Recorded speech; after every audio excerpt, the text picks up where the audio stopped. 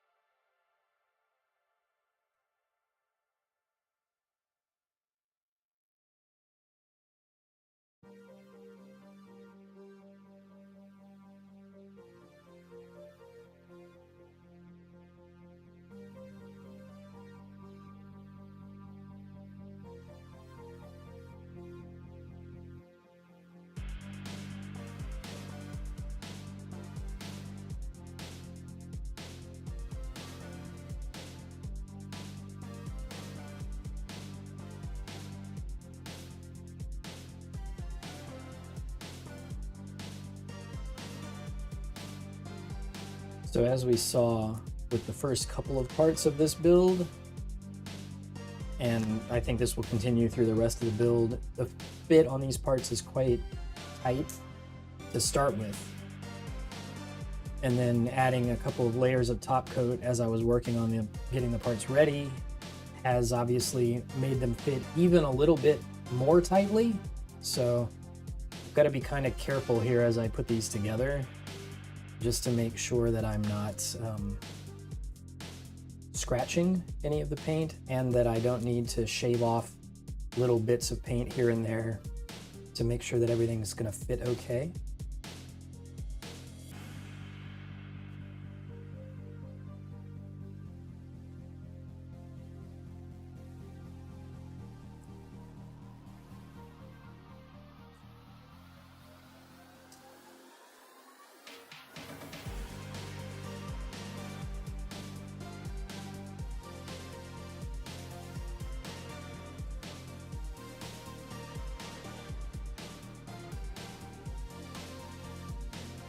So that does make the whole assembly process a little bit fiddly, like a little more tricky than it should be probably. And I'm sure that if you were building this and you just had if you just trimmed the parts straight off the runners and you were just straight building this kit, I don't think you'd have any sort of fit issues. They're basically all my fault for the extra work that I put into the kit, which I'm fine with. I think at the end it's going to turn out looking really good. So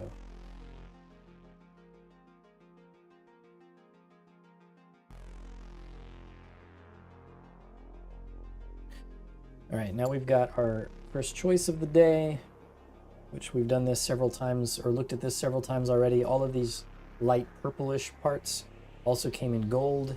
In general, over most of the mobile suit so far, I've chosen the light purple, so like here and there and up on the shoulders. And I'm likely to continue doing that, especially for these like vent covers, because that matches the aesthetic we used elsewhere in the kit. So I'm going to set the gold ones off to the side, and we're going to keep going with the light purple ones.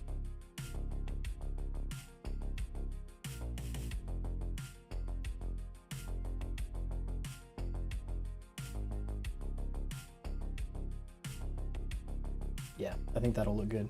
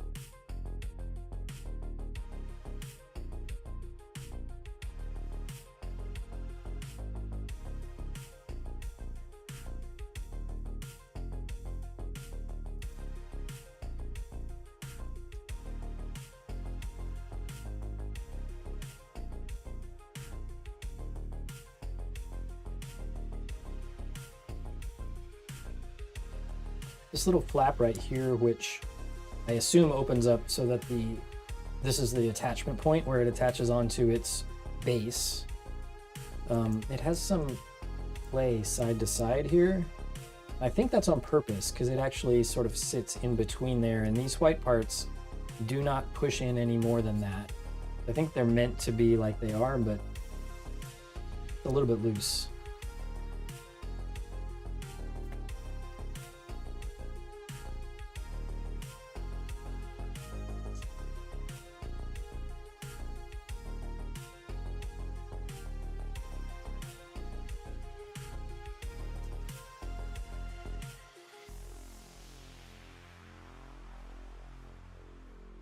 All right, once again, we have one of these vent covers, and again, I'm going to use the purple ones.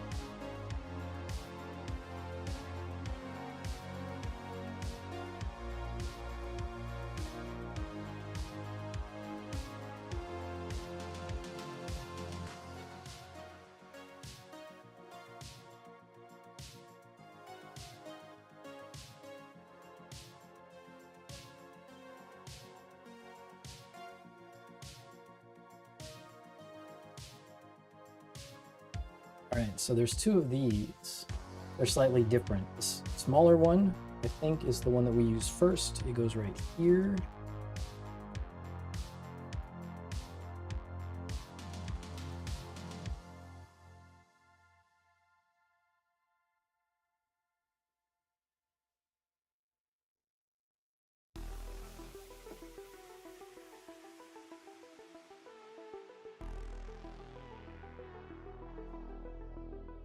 And then this one here sits up above. It kind of fits between these two square pegs here.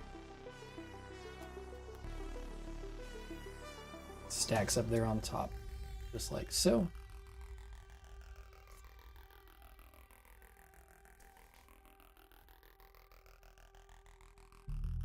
Yep, that seems right.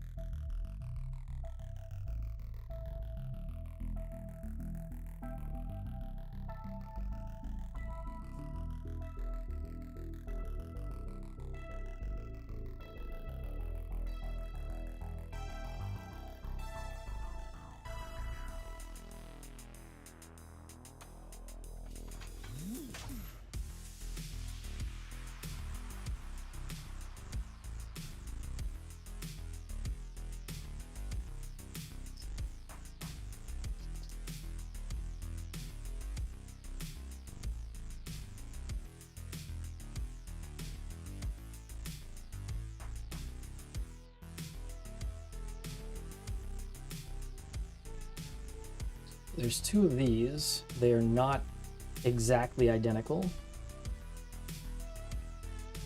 I need to make sure I understand which one goes on which side before I put them in place.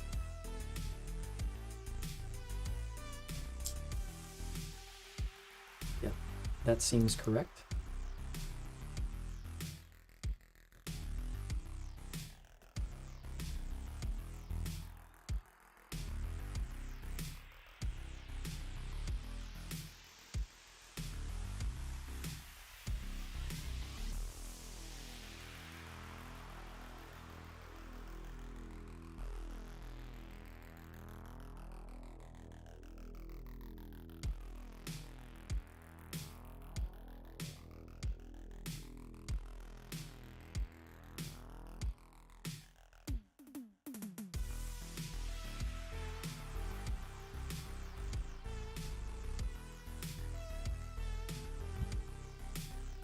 There are also a few of these little joints like this.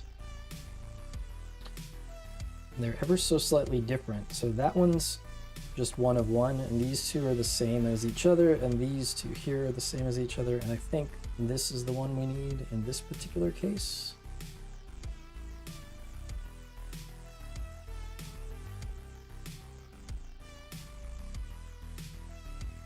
Yep, and I am going to do the trick that we did before with the hobby knife just to widen these out a touch.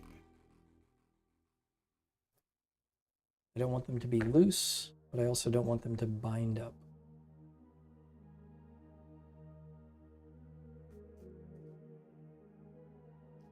Yeah, seems pretty good.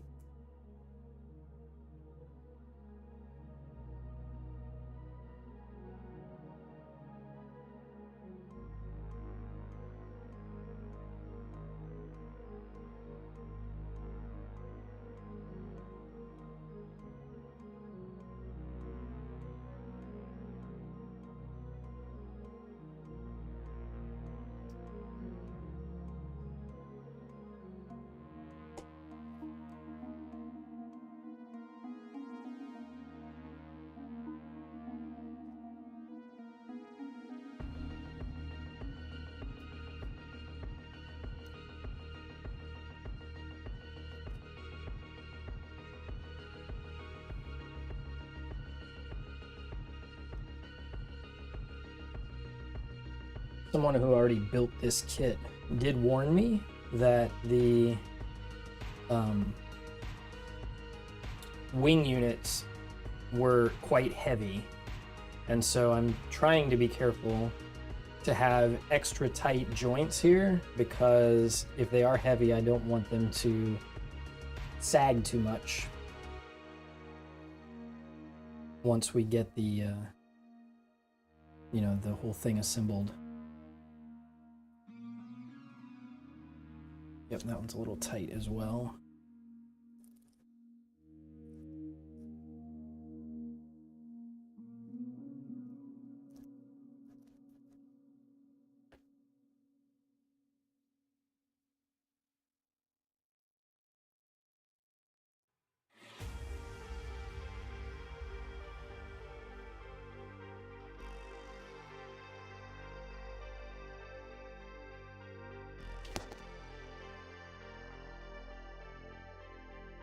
A little bit more. I'm going to use this as a hard surface to push this against. There it goes.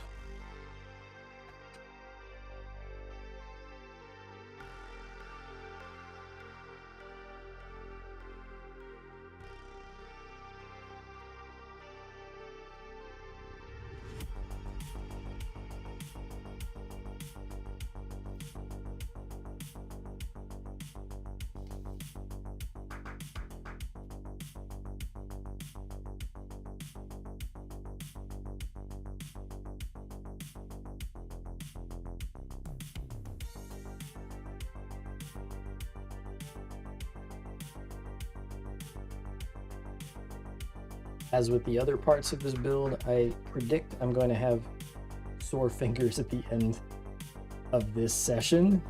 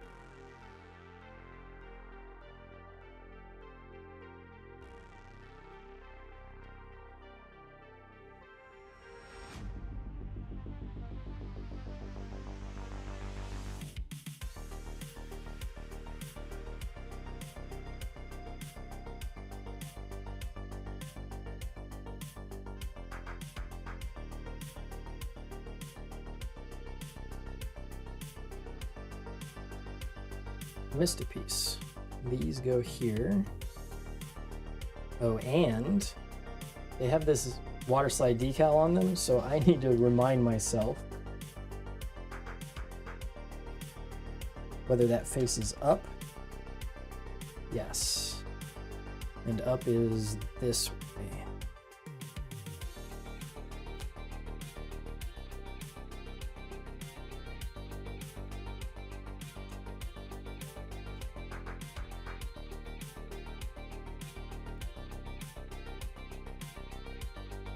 There's a little extra gap right there, just because I don't think this is pressed all the way together.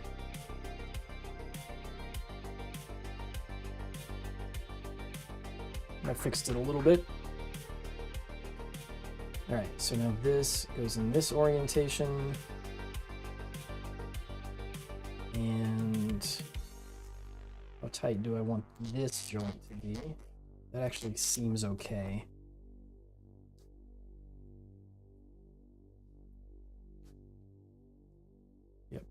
And with that in there to leverage, we can pull this down. So that the tightness of both of those joints is something that I'm, at least for now, happy with.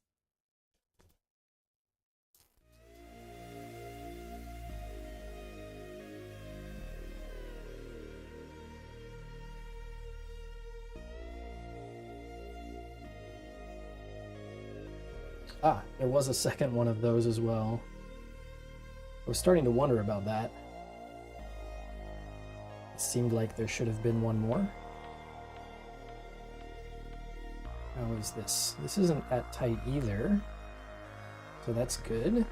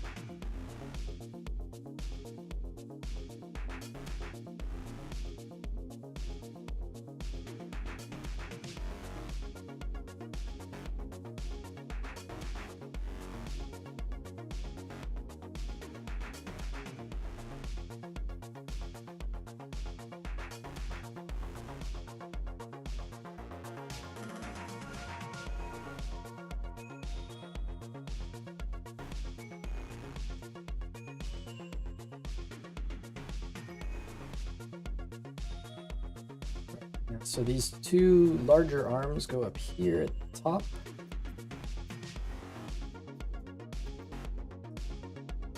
Like that, and this.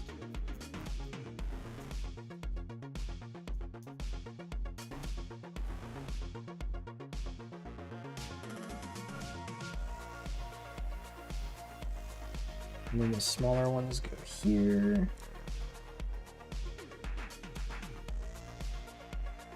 This way.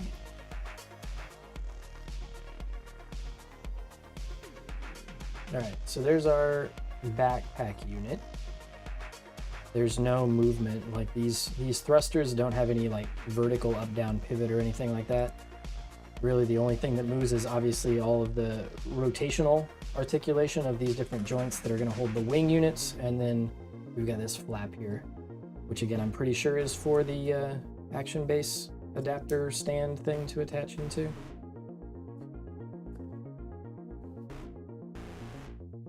So I'm gonna, I mean this obviously attaches right in the back of here. I'm gonna wait for a bit though, and we'll probably get the wings attached onto here first and then try to attach it onto the backpack. I think that's probably a better approach. So I need to find the parts for the right wing.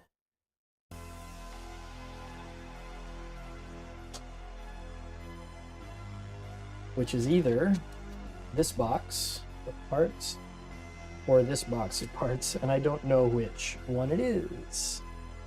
So let's see if I can figure it out based on this piece right here. So not that one, probably these.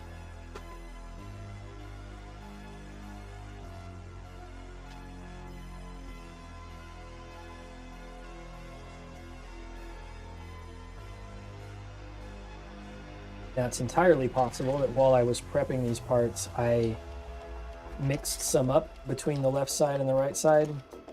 So as we go along here, I might find that, you know, one of these parts is the mirror of what I need, and I'll have to dig in that other box of parts over there that you just saw to swap out and find the right one. But we'll see. We'll see how it goes. It's a lot of parts.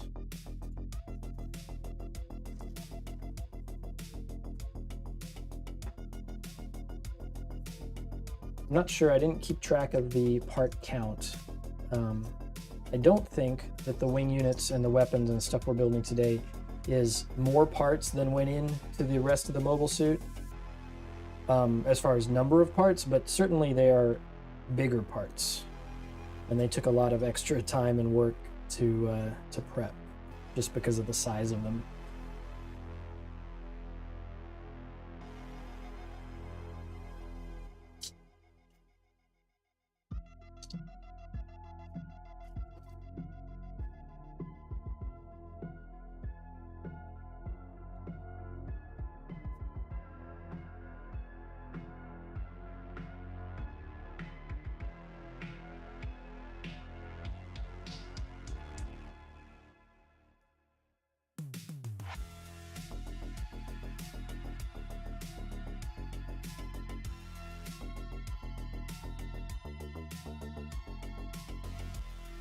That's not right, is it? This goes here. Yeah, that makes a lot more sense.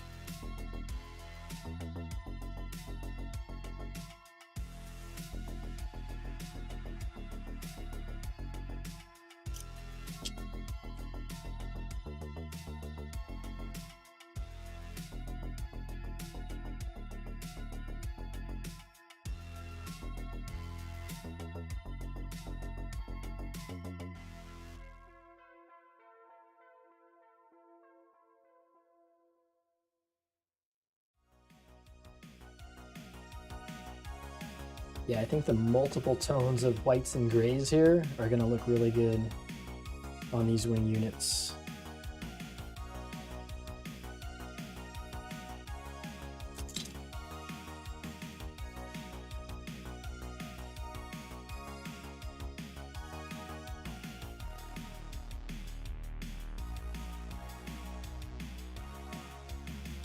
That goes up there, but to hold it in place, obviously we have to put something else here.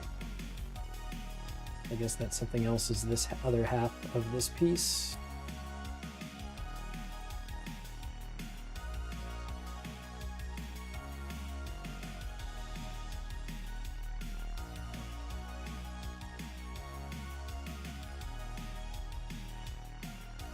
Now, one thing that is going to be true, just because of the design of these wing parts and also the weapon parts, I noticed this as I was prepping them, there are going to be seam lines,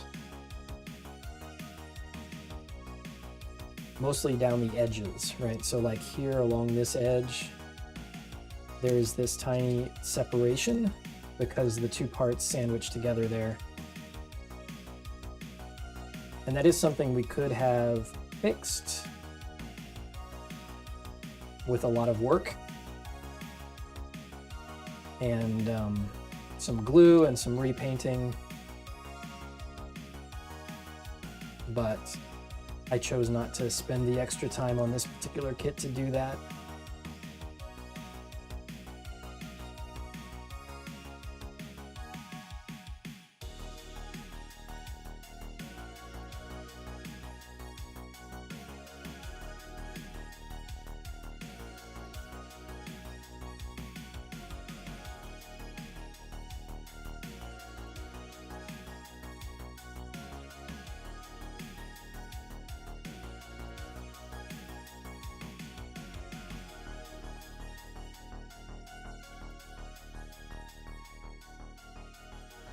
All right, I guess we have to prepare this piece first by adding a few different things here. Is that right? So this goes in here.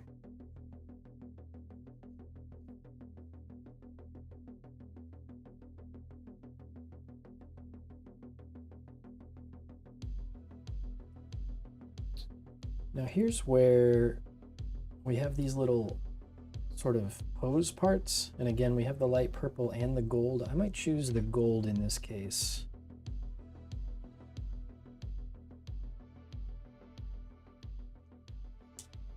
They kind of fit in here as like this little sort of accent detail. Yeah, I think the gold is going to be better for those.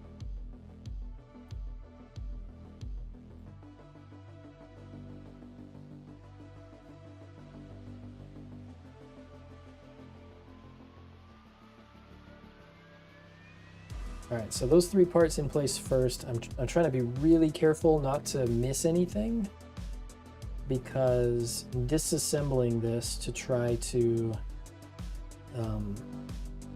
fix any mistakes would be quite difficult.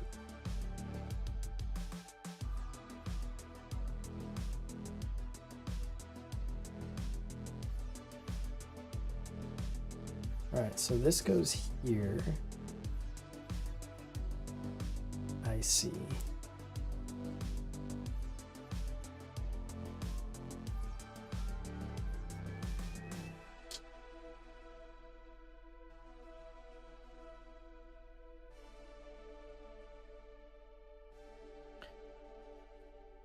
So I'm going to need to rotate this way just a little so that there's a little peg here that has to fit into that opening. It's going to enable the whatever sort of wing opening mechanism that's about to happen here as we move these things back and forth, right? And I'm going to wait to play with that mechanism until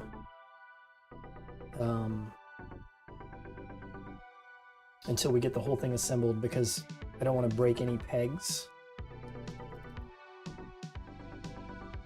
But I will kind of pull it that way so that this closes for now. That way we're assembling it in its kind of closed configuration. I think that seems like what the instructions want us to do.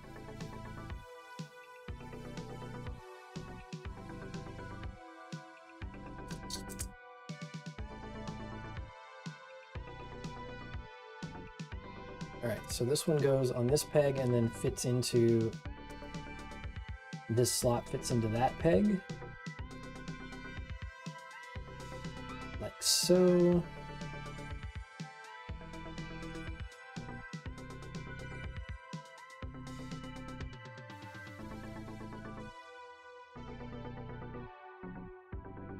All right, now short break from this part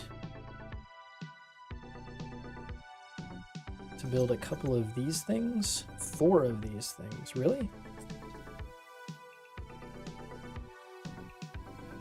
I think I'm only building 2 of them right now because I think the other 2 are for the other wing.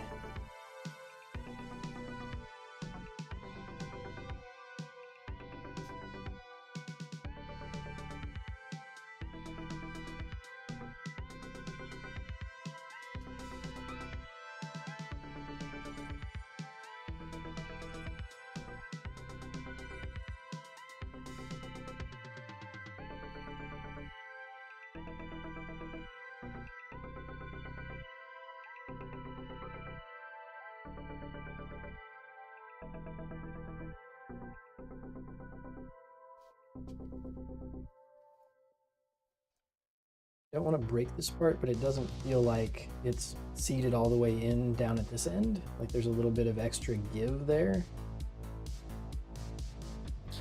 Let me play with the other one and see if it exhibits the same sort of problem.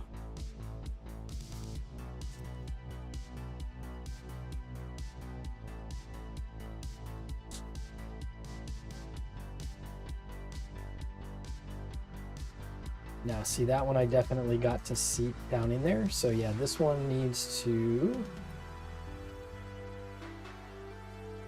go in at a little bit of a different angle. And maybe I need to shave that nub there just a little bit. All right.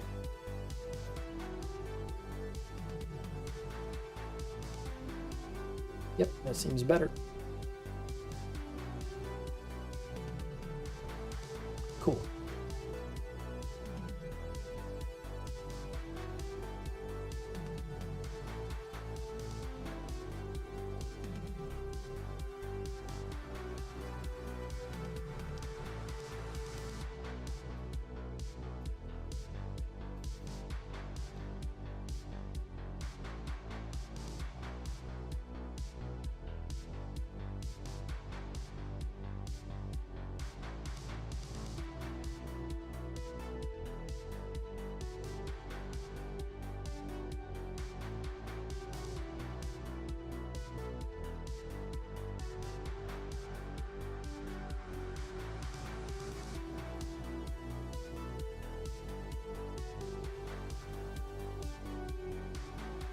I'll be right back. I gotta go grab my hand wipes.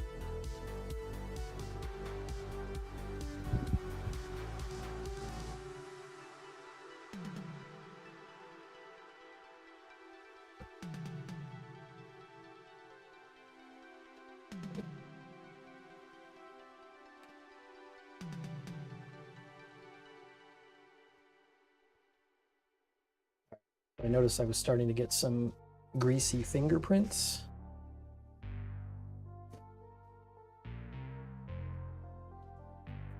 On these clear parts.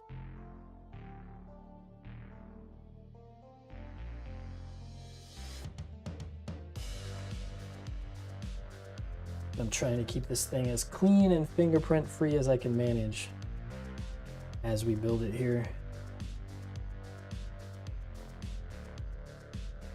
Missing a part. This one.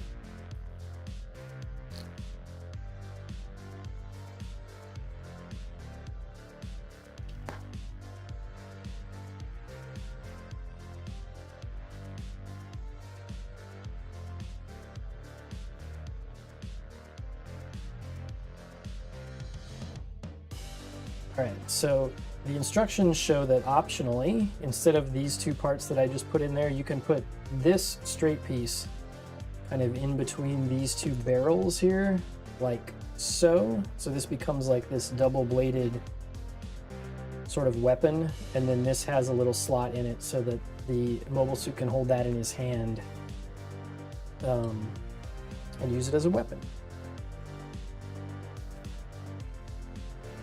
But it also can attach here into the wing. So we want the shorter one of these first. And we want to put this here. Correct.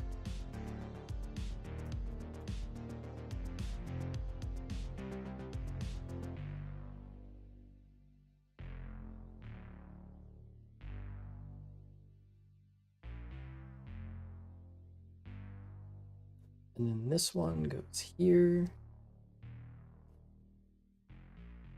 Making sure that I've oriented them both the correct direction. Oh yeah, and this has this little bump here, which fits into this little slot and helps guide how it can rotate. Okay.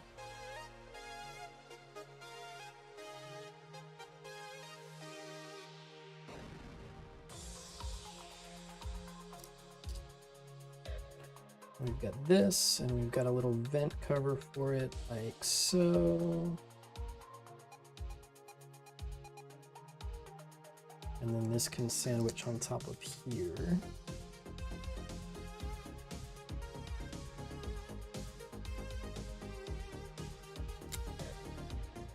I feel like this is backwards. I think this is supposed to go this way so that the longer side of this sticks up this way. At least that's what it looks like from the instructions.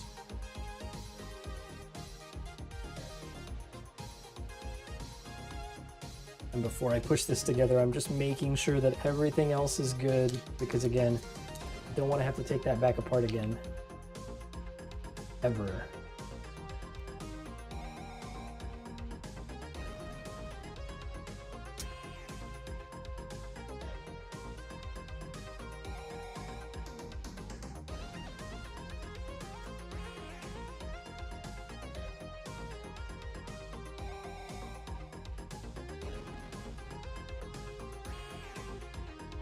Looks good. And then we have, again, sticking with the theme of all of these little vent covers, going with the light purple variant instead of this of the gold. We'll do that. And this can go here.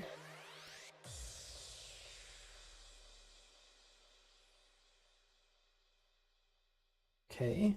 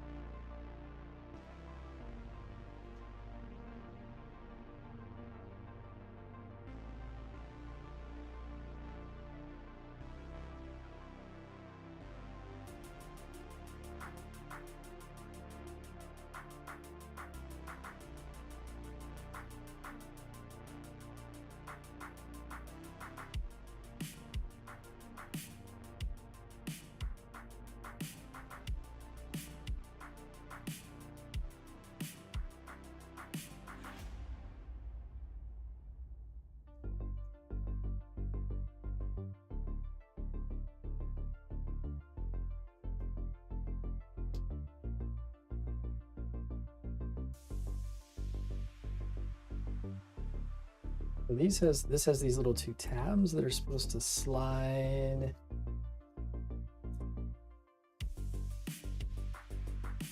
Doing this very carefully so as not to scratch any of the surface.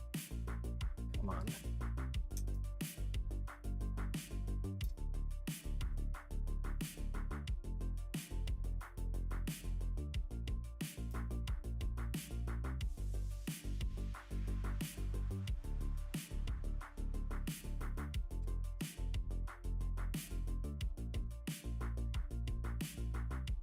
All right, I think doing it carefully is out of the question. There we go.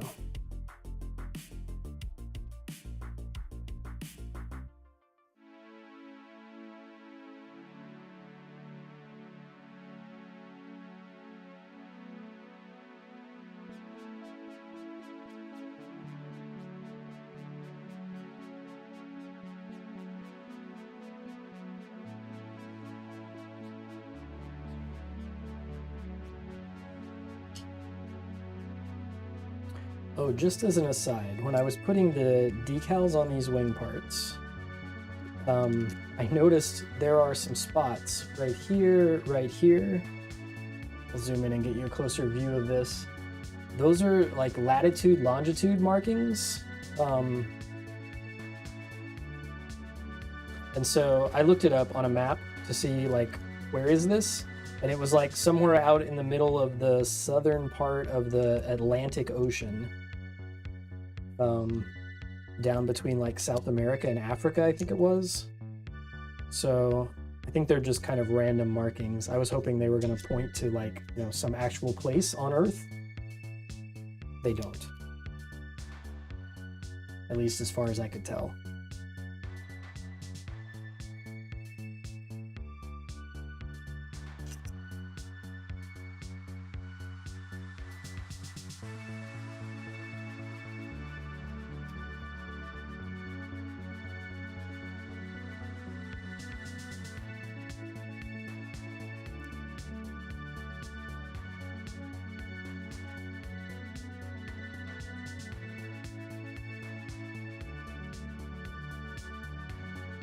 All right.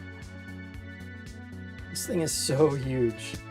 Whoever told me that the backpack was going to be large and heavy, you were right.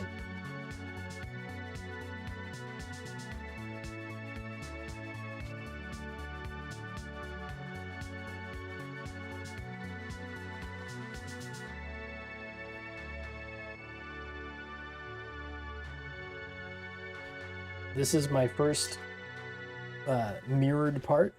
I need to find the opposite of this gray part right here. So surprisingly, up until that moment, when I was sorting out these parts and when I was prepping them, I hadn't made any mistakes in like swapping which side they go on. A little bit surprising. Okay, this goes here.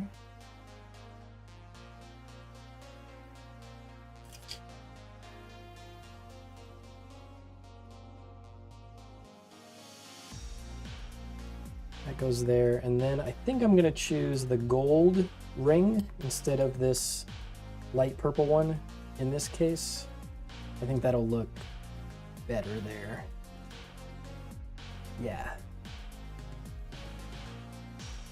Pressing it down is gonna be tricky because it has kind of sharp edges, so more pain for my thumbs. Ow. Okay.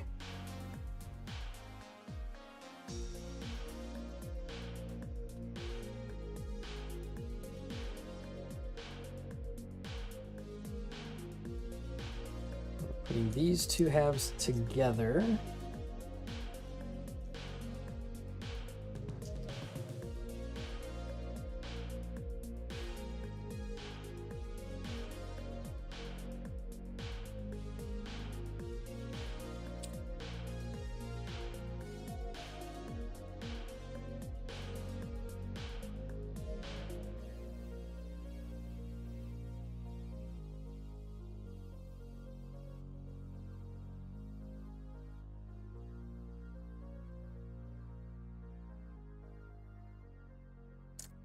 So it says first put this on here.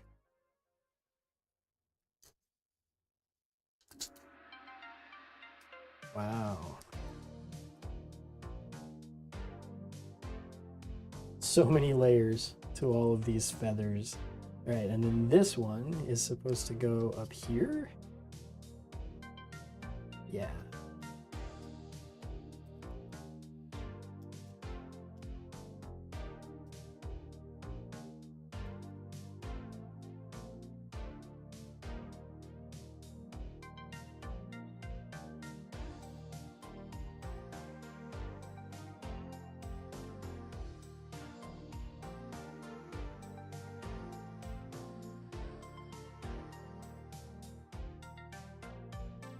And then over here on the other side, we build this little hinge.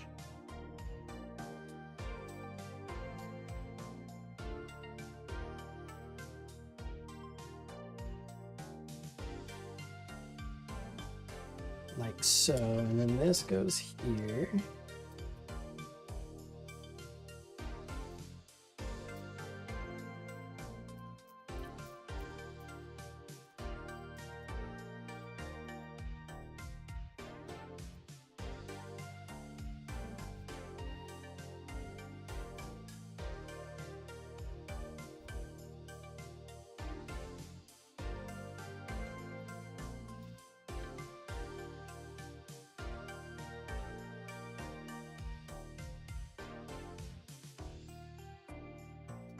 Hey, Wade's here. Some type of soft-jawed pliers? Oh, for pressing the parts together? Yeah, maybe. Or I could just continue damaging my fingers, which is, you know, fun too. Alright, this is a giant multi-layered wing thing. I'm not sure, like, how is this supposed to hold this down and kind of this here? This light gray sort of wing bit up at the top here has this gap between the two, and I thought like maybe it's meant to fold down and this goes in between there, but I don't think that that's the case. Doesn't seem like it. I think we're just gonna leave it like that. Yeah. This is crazy. All right, do I get to do something fun with this, or do I have to put together the other side first? And also, why are there parts left on my table?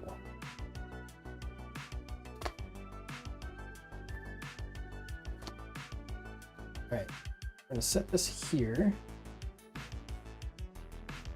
I'm gonna look forward in the instructions because I do think that there are these other like two little extra pieces that you build later. But when I sorted the parts, I sorted them per side. Yeah, these guys here. So I'm gonna go ahead and build one of these because I think those are the parts that I still have left over here. We know this little rod is meant for putting those two sort of saber pieces together to make a weapon, so we're not gonna use that part right now.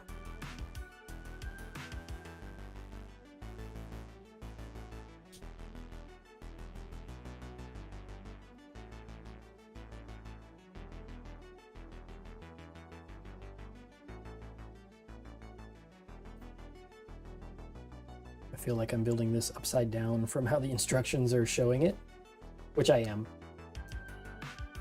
It's all right. I'll flip it in my brain and we'll be fine.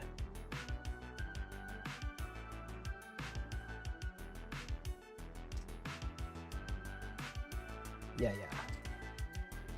That seems right.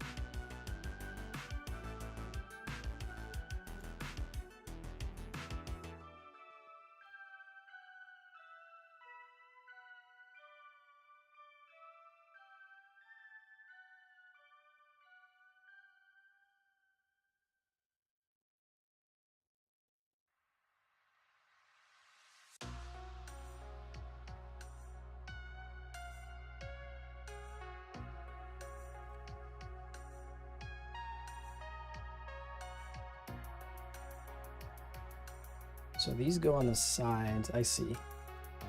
And as they sandwich together, they will do the right thing, but I have to put this piece down here, facing this way.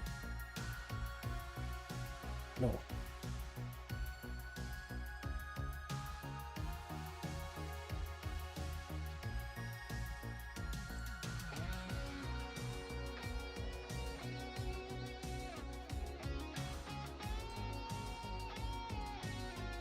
I see.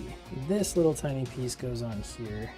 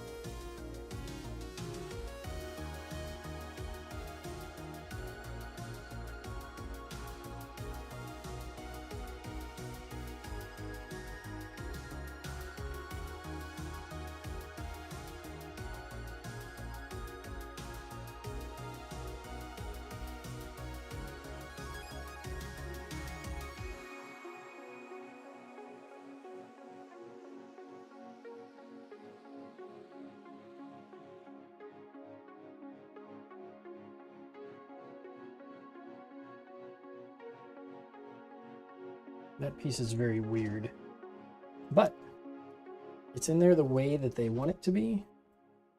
And I guess I'll find out later what it's for.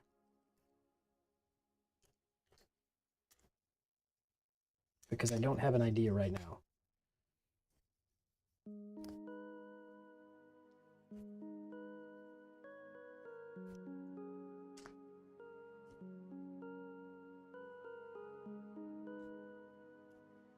Another one of those places where we have like a seam line down the edge of this wing.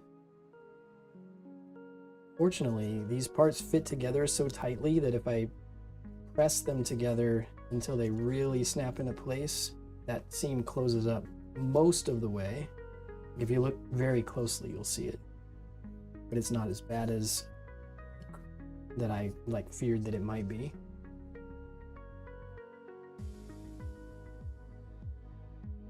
Yeah, really the only way to solve that is to put a little bit of glue along that seam, squeeze it down till it kind of comes out a bit, and then let it dry and then sand it down and paint it.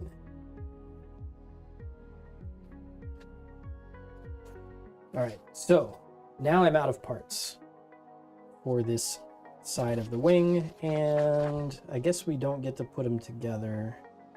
I mean, I guess we could, right? This is this side.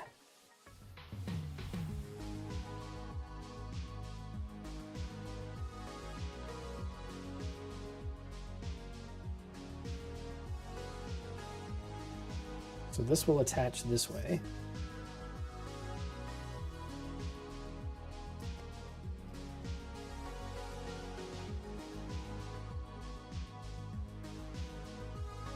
And then this smaller thing just attaches down here.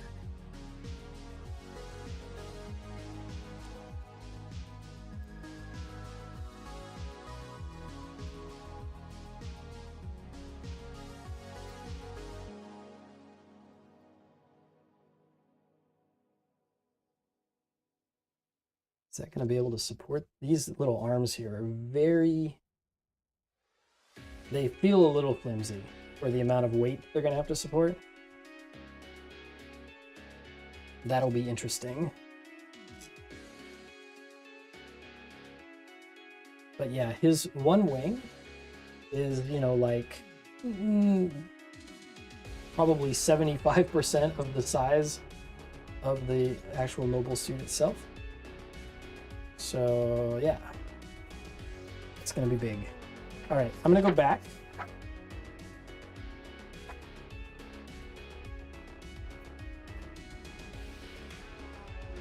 Back to where? Back to here. And try without taking too much time to build the second one of these. Man, moving this backpack, just like picking it up by the backpack and moving it, it feels very precarious just because of the weight of that wing unit. So this is going to be one of those kits where the final, once you got it finally built and you have it posed for photography or whatever you're going to do with it, you probably don't want to touch it again after that.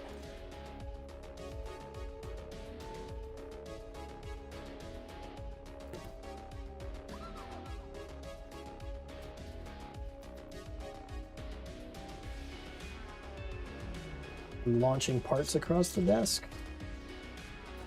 Don't lose parts.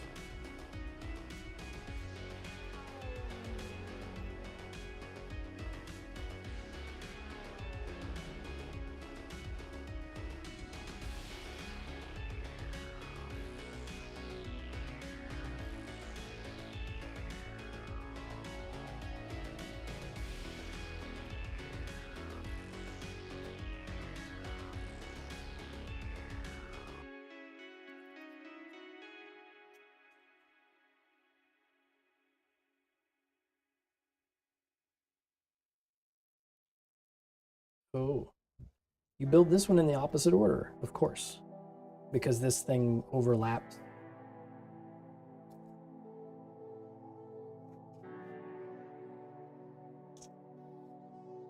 So this has to go on first. This goes on top. Yeah, that seems right.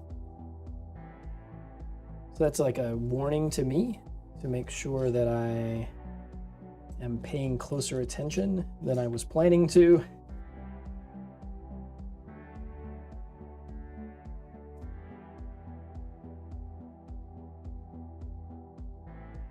Because even though I've built this once before, it is going to be slightly different now that we're doing the mirror image.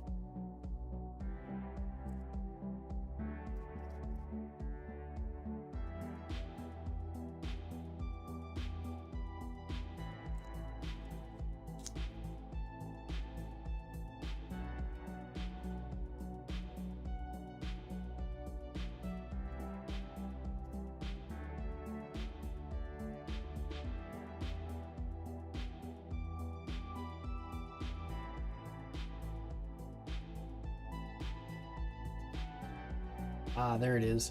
It felt like there was one little tab there that hadn't snapped together. I just wasn't sure exactly where it was on the part. But yeah, that was it.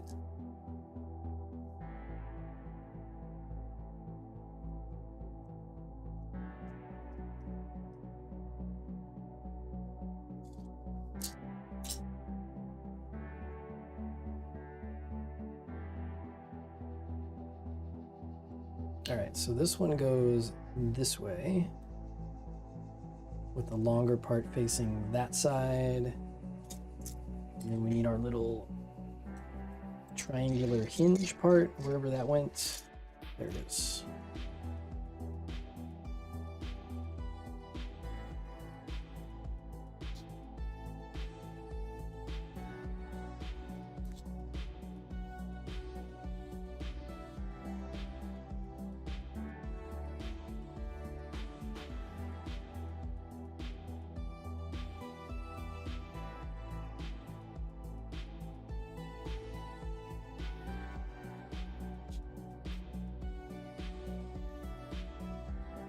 Right, so we don't need that purple part.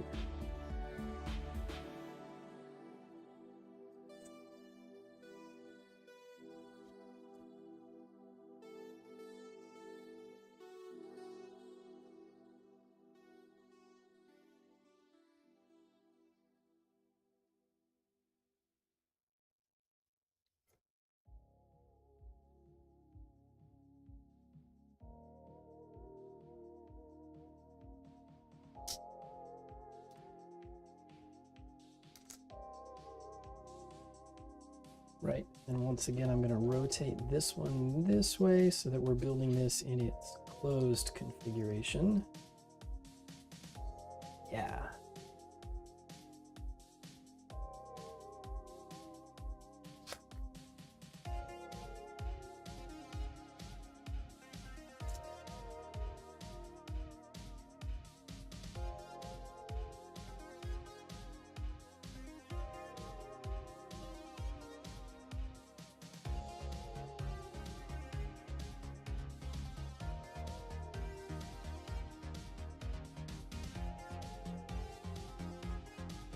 Now they think I've already built 2 more of these little clear blue blade parts, but I haven't, so I will do those now.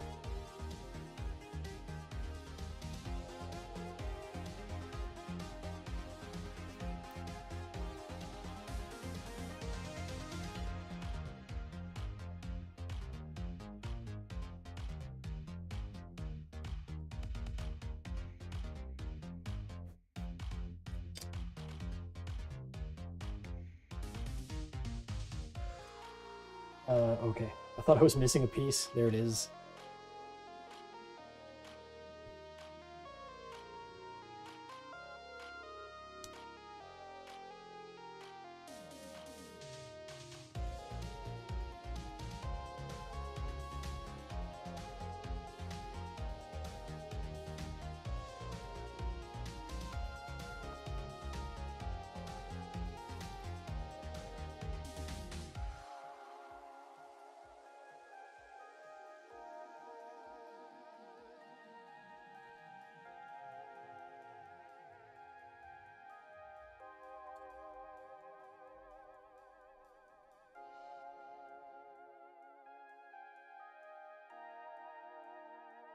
All right, so now with those built, I can put them like so. This one goes here. This one goes here.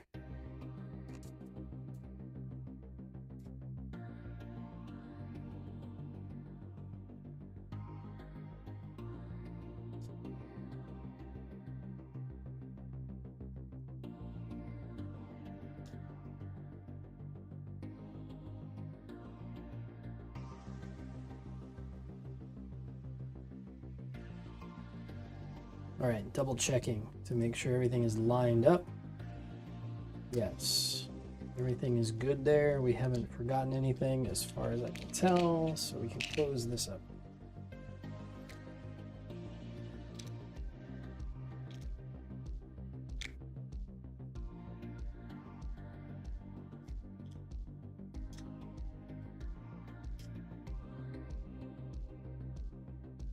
Good.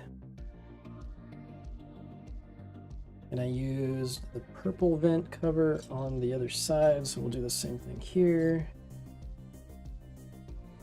Where's the light gray part? There it is.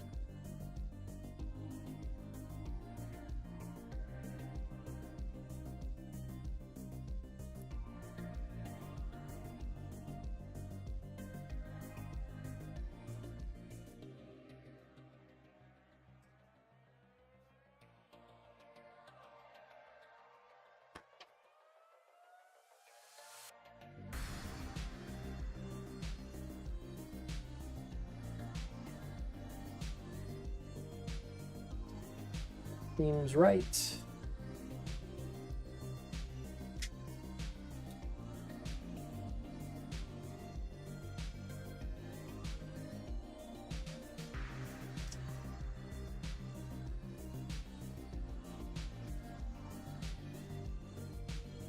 Are you stuck all the way down? I don't think you feel like you are.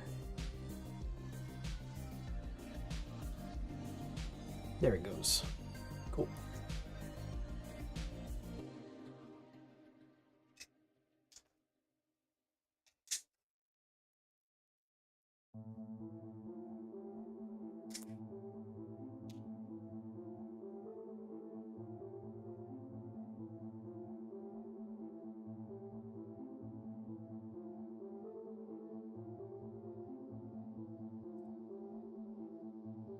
This does feel like it went a lot faster than the other side.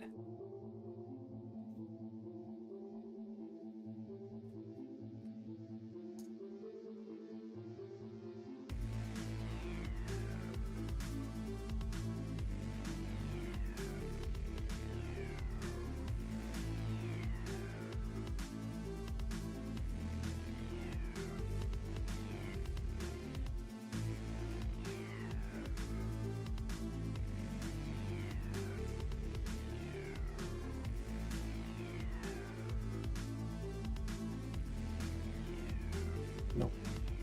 That's not the right piece. It's this way.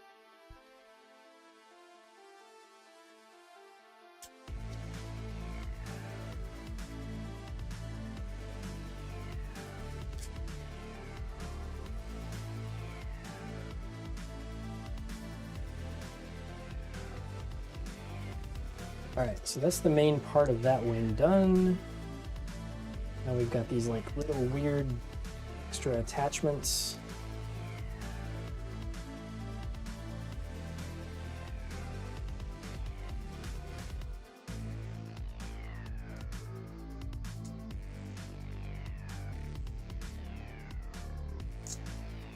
Ow, my thumb. Okay.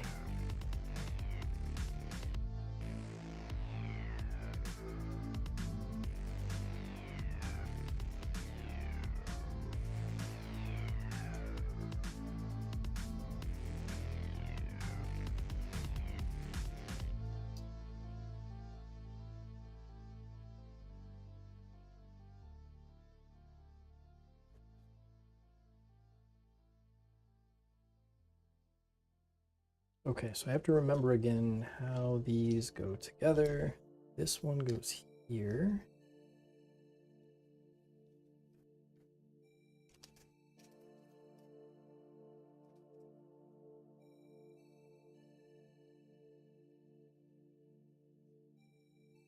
And then this one, turn the page to make sure I get it oriented correctly, goes this way.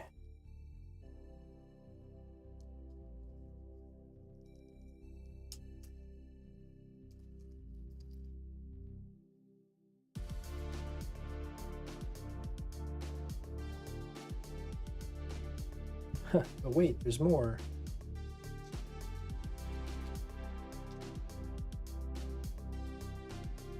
All right, so that one, and then our hinge piece.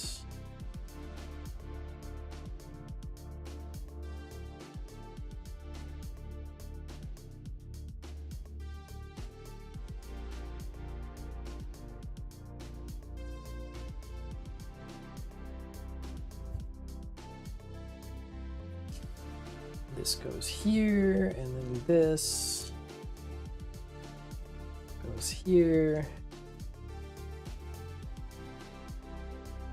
Yeah, let's straighten that out just a little so these parts don't rub.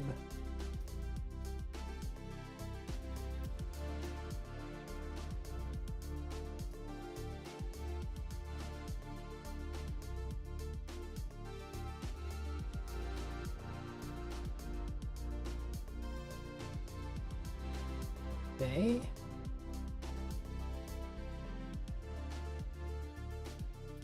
I want to turn that way and then pivot this that way. Cool.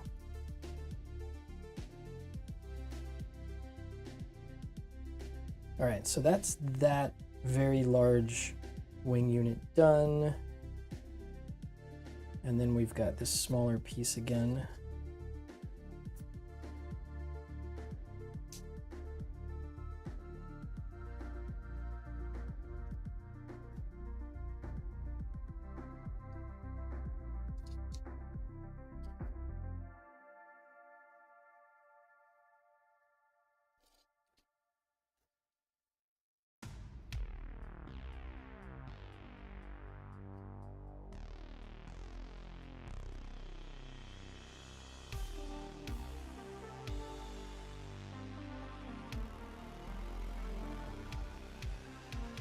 Right now,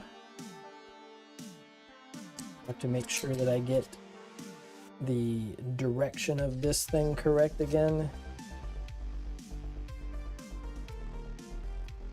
because last time this was not obvious to me which way this should go. So double checking to make sure I get it right. It is like this.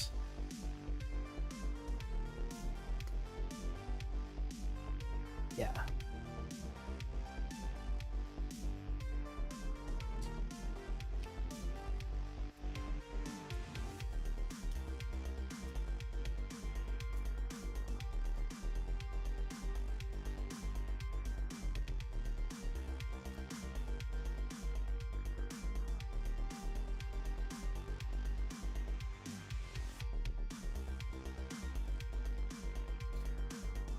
All right, so those are extra parts.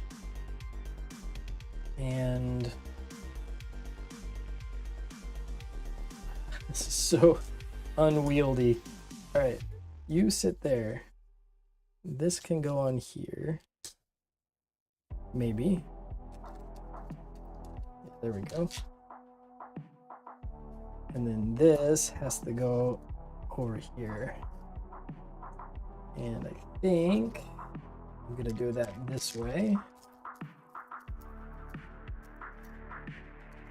All right, cool. So let's hold these down a bit. This is weird. So when the wings are down, this middle part here is gonna, these blue sword sort of things, they're gonna run into each other. They're gonna be in each other's way.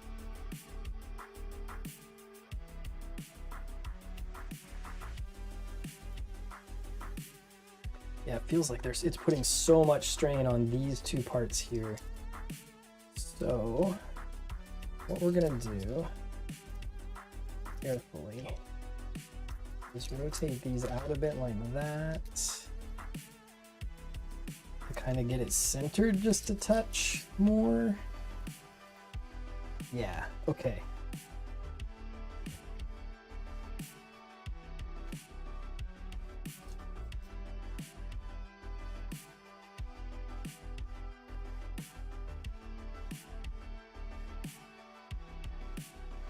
So these two little gray things that I was being careful about the direction of putting them in these like sort of back bits here, they fold out and they're stands. They're meant to be stands to hold, like if you have this guy standing with this on his back, it will support him in the back.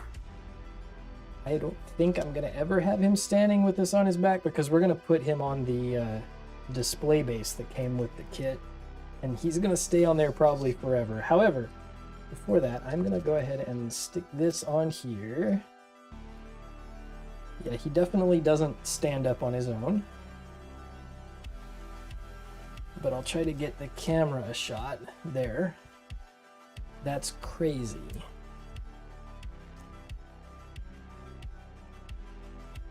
Yeah, and these wings open up as well, but I don't want to do that until I can move them up to the sides, which will be easier once he's on his display base. And so you sit there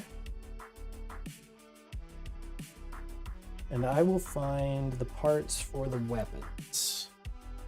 Where are they? Some of these parts were so big that they wouldn't fit in my little 3D printed square containers that I usually use. And so I had to resort to giant Ziploc bags. All right, that should be all the parts for the weapons.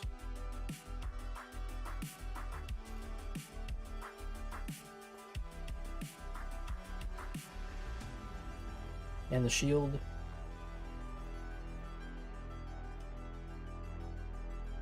Yeah, this guy's so big. Here, go like that. Then at least I have space to build here in the middle.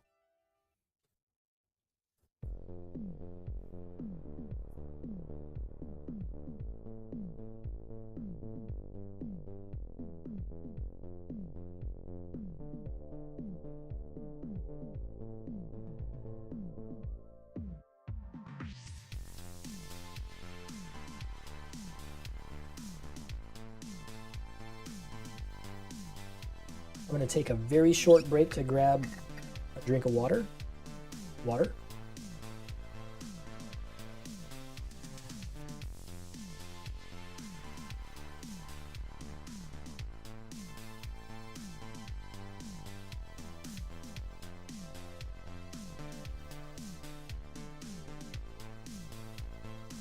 All right, that should be better now. What are we doing here?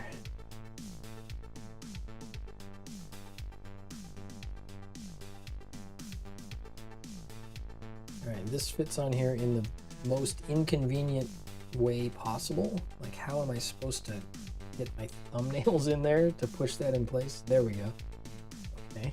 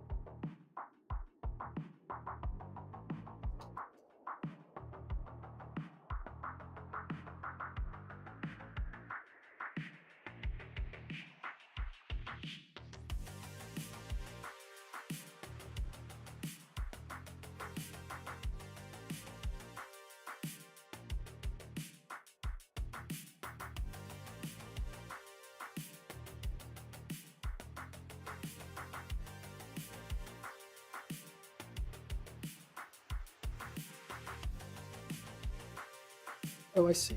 That's nice. I was having trouble figuring out like where these go, but there's this nice little cutout here where this dark gray vent detail is gonna stick out from the behind this part. Yeah. Okay.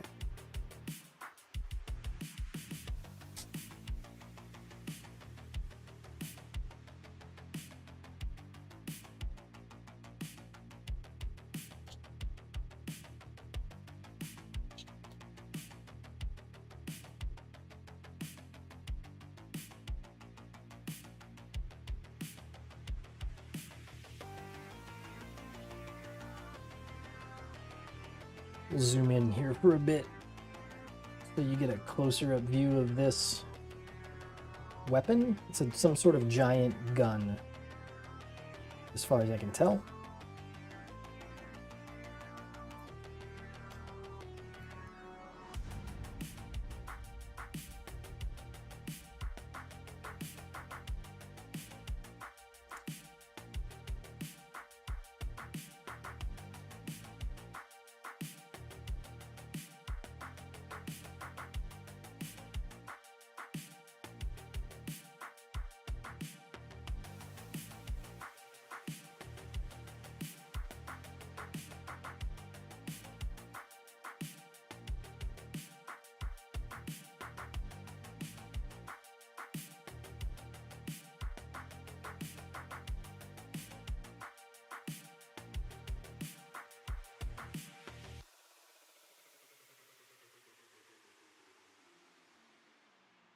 All right. This appears to be the barrel of the giant gun.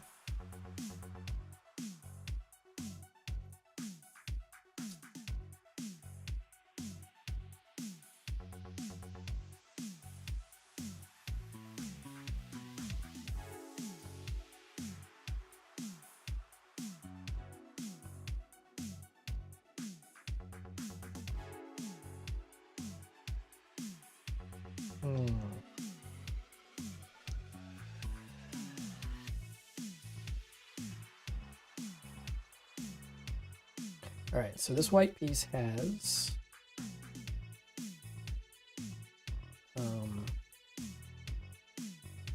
I can't really show it to the camera, but it has a peg right here that is meant to slot into this hole on the other side of this barrel piece that we just put in. And that's gonna either work or not, depending on making sure we pushed that barrel piece in the right amount. So there it is. I thought it was gonna be tricky. It was a little. Not as bad as I had expected, actually. So I guess that's good news. Yeah, and the other side fits no problem. Cool.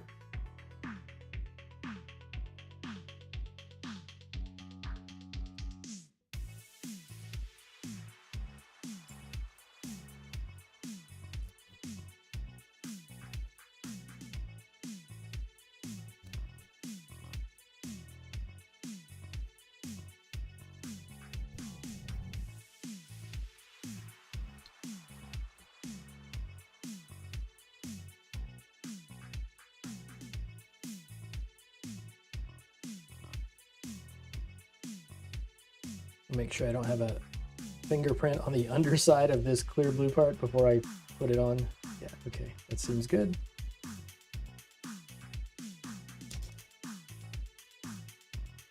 Cool.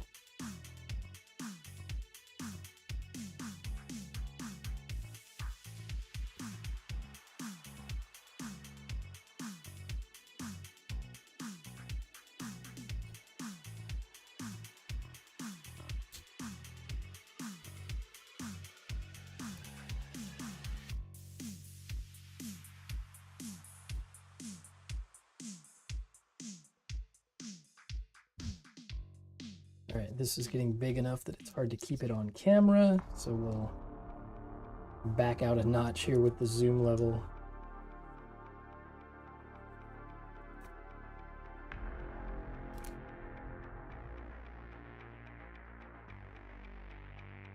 There we go.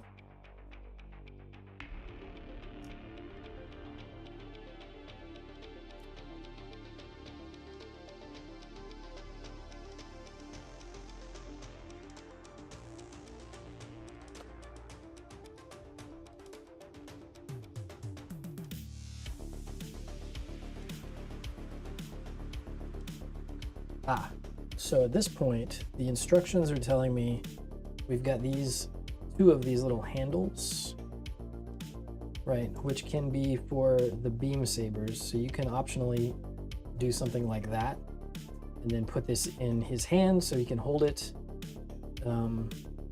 Yeah, and there's one of these blue parts that looks like this sort of sword looking thing, and there's two of these ones that are shorter like this. So you can use those with these handles. However, they also attach here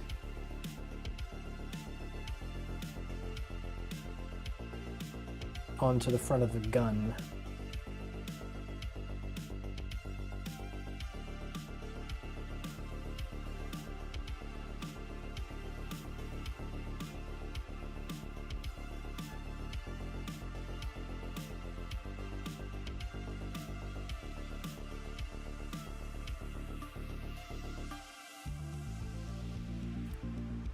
Although putting them in these little holders seems like you'd have to be careful not to, yeah, I think the picture's drawn wrong. I think it's meant to hold it here, which totally makes sense. The picture in the instructions has it holding it like up here near the top of that piece, but I'm gonna do them that way because I think that's correct.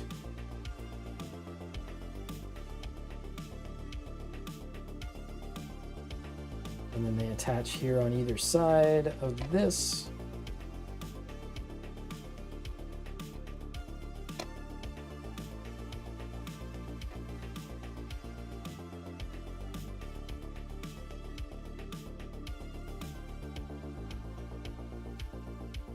It's kind of weird to have them just hanging down like that. You can also optionally pivot them forward, it looks like, from what the instructions say. And then you could put these two pieces in here. You get a look kind of like that. I think for me, I actually just like them pivoted forward like this without the blue transparent parts in, so they'll just kind of sit like that. Or I may just remove them entirely. The problem then is you have this little round, the part where they connect to would be visible down there. So maybe it's better just to leave them like this. Yeah. Anyway, back to the stuff I skipped.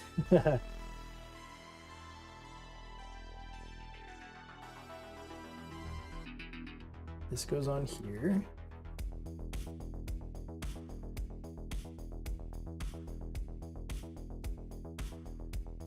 And then there's this little round piece here.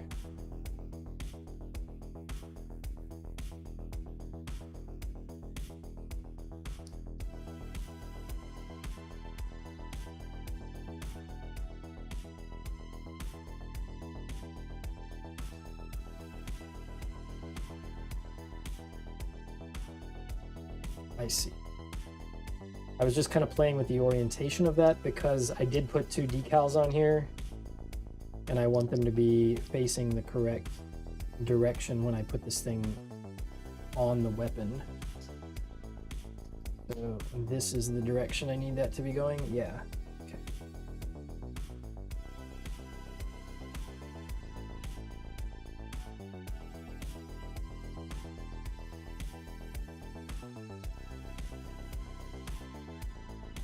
Looks like maybe some kind of like a radar sight kind of a thing. Put it on this side. You can also, it says in the instructions, flip it around to the other side.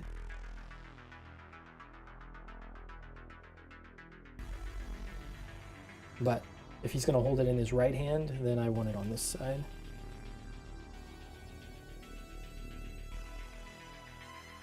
Yeah, and now it's showing me that you can use the trigger finger hand, which we assembled last time, and I have in a bag over there somewhere. Actually, let me go find it.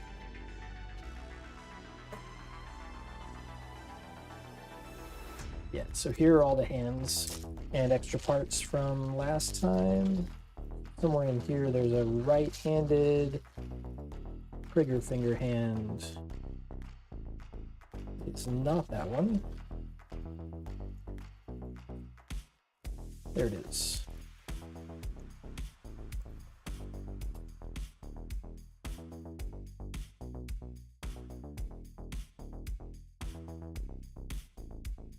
So theoretically, we can just, there's a little sort of rectangular peg there that we can slot into the handle here.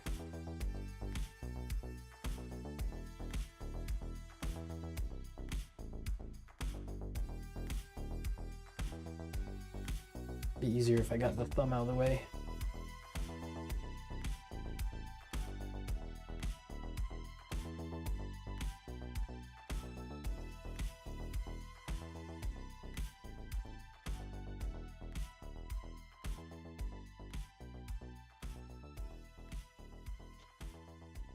Okay, this is very tricky.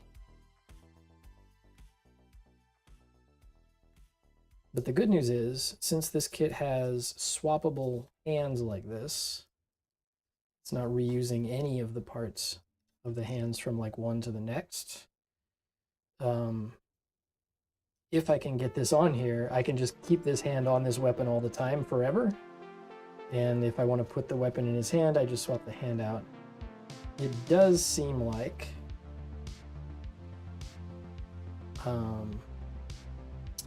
that this slot needs to be widened a bit for that hand to fit. Which I'm going to do very carefully so that I don't scratch any of the surface finish on this gray part.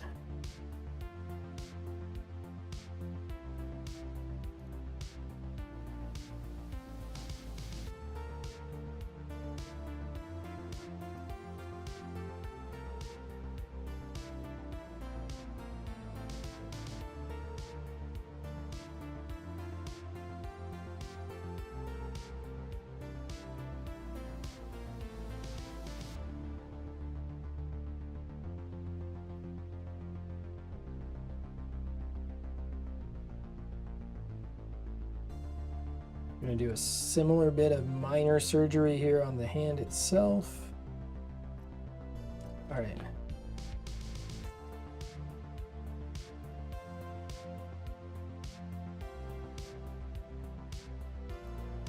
Yep. That worked fine. Now reposition this thumb so that it looks like he doesn't have a dislocated thumb.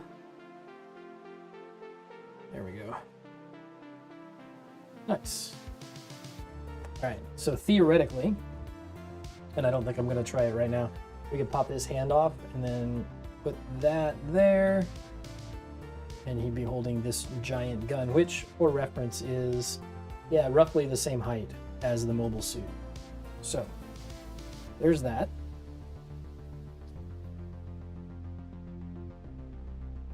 Then we have a shield.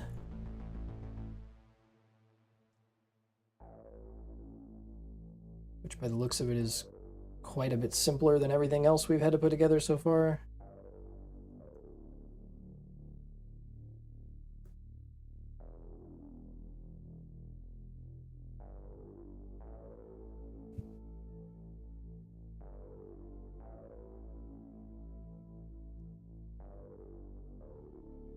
Oh, hey there. I just looked up and saw your message.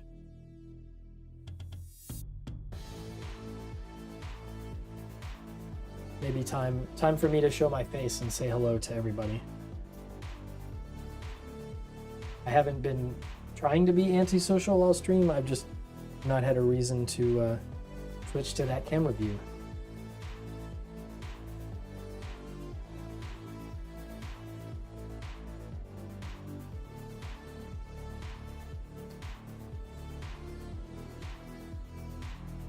Maybe it's so you can't see me making faces. My eyebrows go down and I kind of grimace whenever I have to squeeze these parts together tightly because they're hurting my fingers.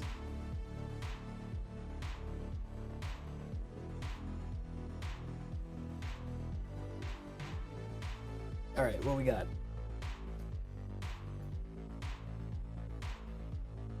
We'll go here. This is truly weird. I guess this is meant to be like some sort of machine gun type of an idea that's built into the shield. It looks funny.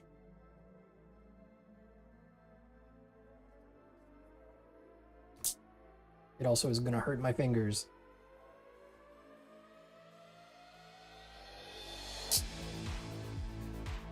There we go.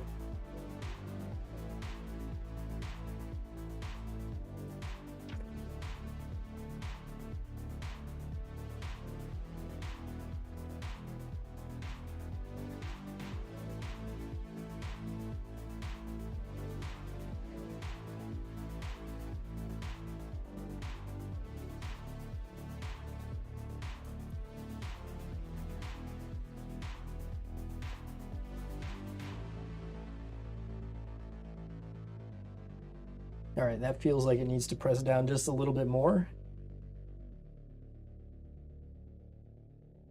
I'll zoom in and see if I can show you this. There's like this little gap here that seems too big. However, getting leverage with my thumbs right there to push that down,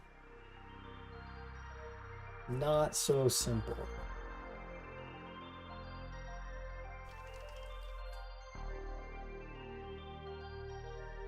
We're gonna assume for now that that is good enough.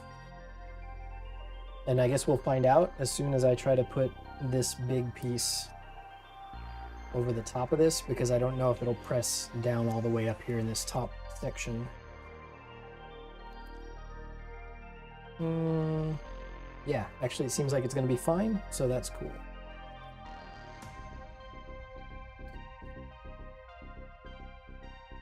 Yeah. That seems right.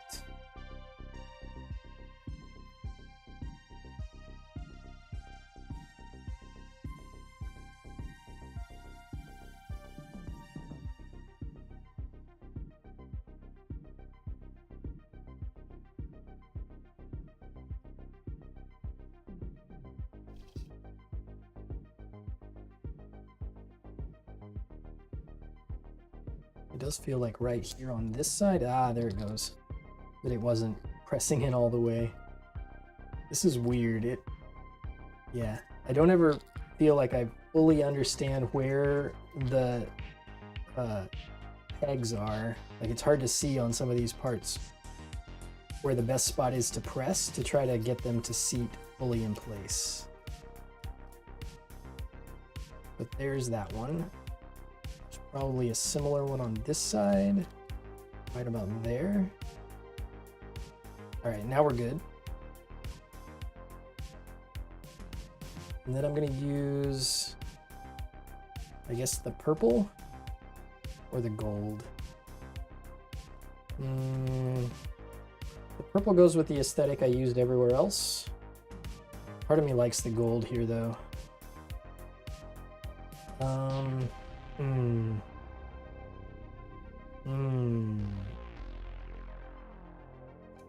All right, I'm gonna stick with the purple. I can always switch to the gold if I want to later on, at least for these two parts, because they're fairly easy, it looks like, to remove and put back. Yeah, all right. So we'll go with these for now.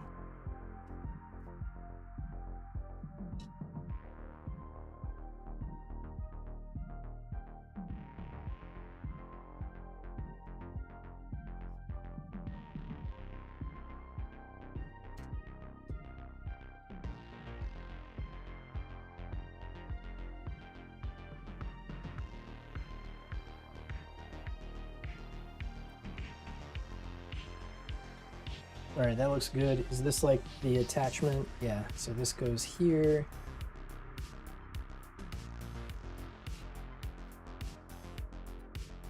And then this little rectangular peg can probably attach somewhere on his arm. Ah, I see. So this part here can come off of the outside of the arm, like so. And that leaves that part exposed where this can attach into. Right? Oh, accidentally turning it this way would have made it easier to put that in. Yeah. So that is what he looks like with the shield. And then I guess let's go ahead and swap out his hand.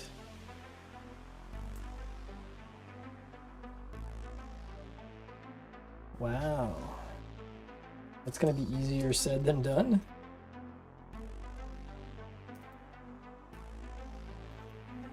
There we go. Ball joints for the wrists are very tight, which is not a bad thing, because you don't want his hands falling off all the time.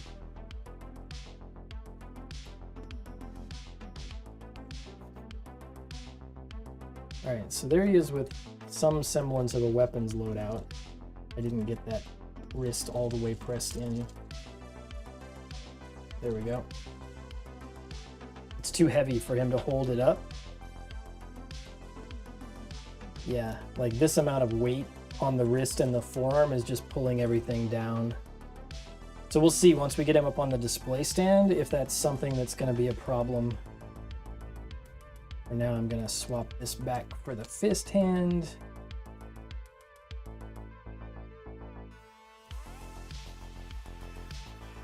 I guess I'll leave the shield on the other arm for now. It's fine like that, as long as I don't lose the part that came off to make space for it.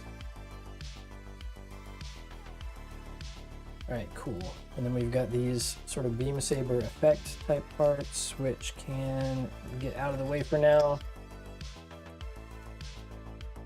His waist is quite loose. I noticed this when I was taking a few photos after the last build session. This pivot here is a lot looser than all of the rest of the joints.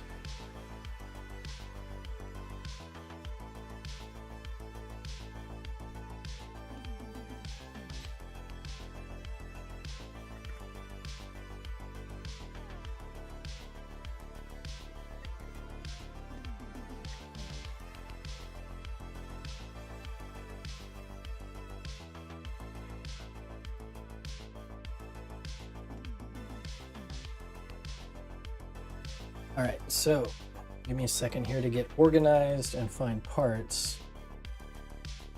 And then we have a display base to build.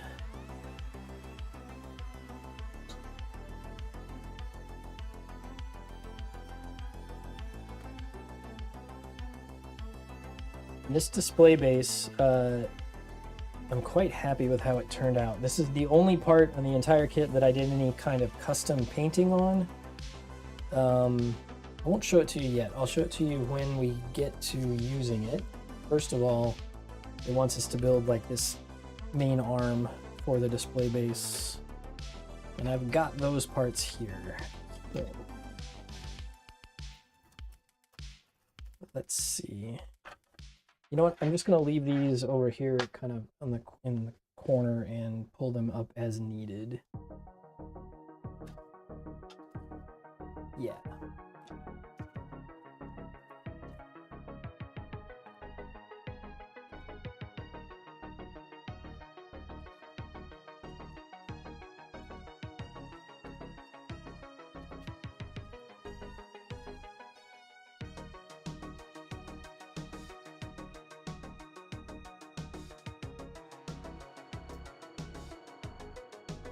Looks pretty good overall. Yeah, I think I agree.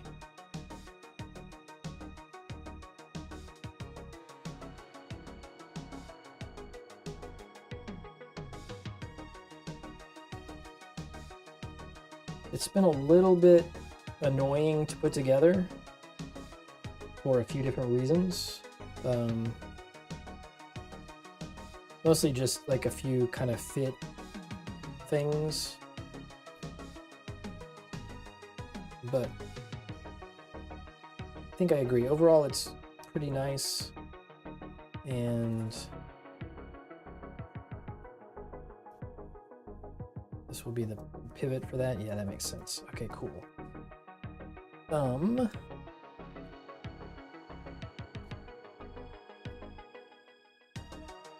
Yeah, I do think it's going to be one of those that like goes on my display shelf in a pose and probably never moves again. Just because I think getting it into a good pose is going to be a huge ordeal, and I'm never going to want to change it or move it after that. At least that's what I predict.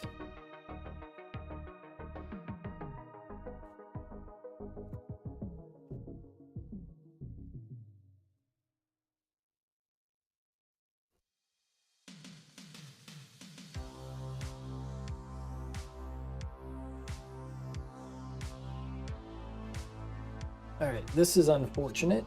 It seems like this little round bit here is meant to push in back and forth to engage or disengage the little gear that holds this arm in place once you get it to whatever rotation you want it to be in. And it does seem like that is a bit too tight. So what I'm gonna do is fix it now so that my future self isn't annoyed with trying to deal with it. So what we're gonna do is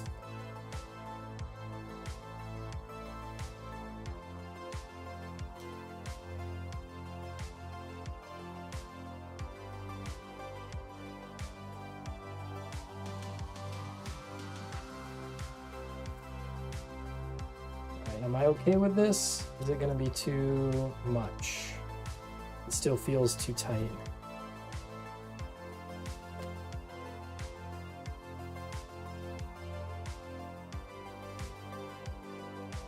Yeah, it definitely feels too tight.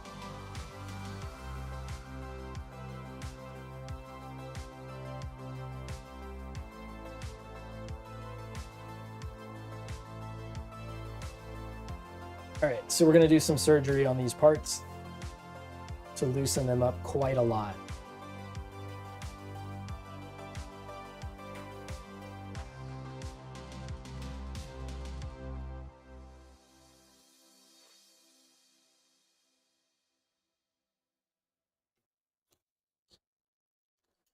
I'm gonna try to do it without damaging the look of anything, at least as far as what you can see from the outside. All right, so you are gonna be too tight in that opening for sure. Come on.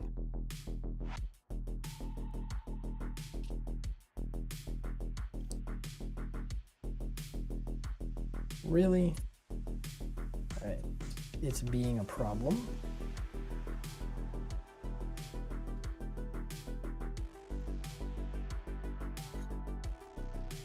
All right, we are going to make these openings bigger.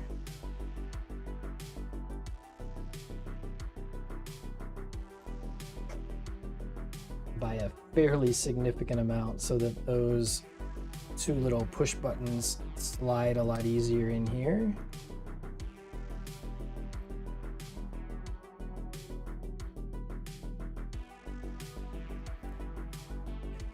Nice.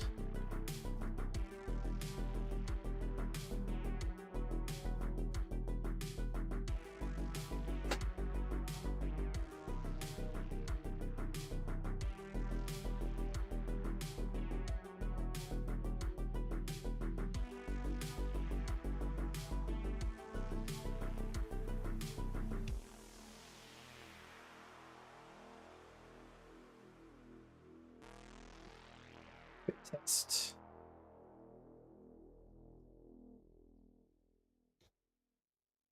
Still fairly tight.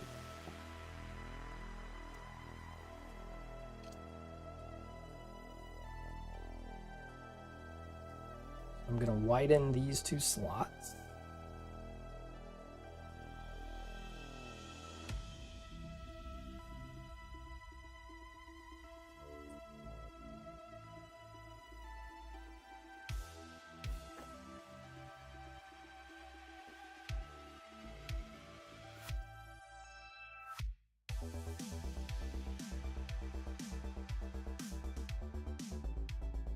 Yeah, that's a bit better. Could probably get away with just a touch more.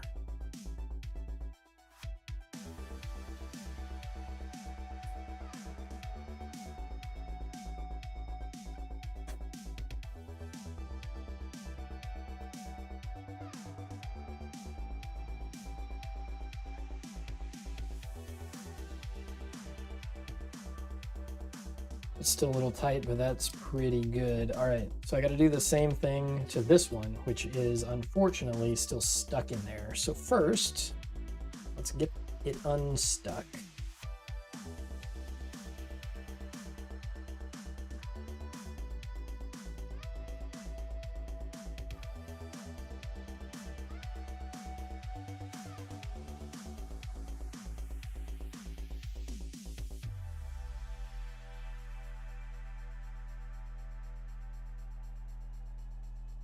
Just looking at it, I'm trying to decide if it's stuck because it's at a slight angle, like if it's not straight in that opening, but I think it is straight. It's just so tight.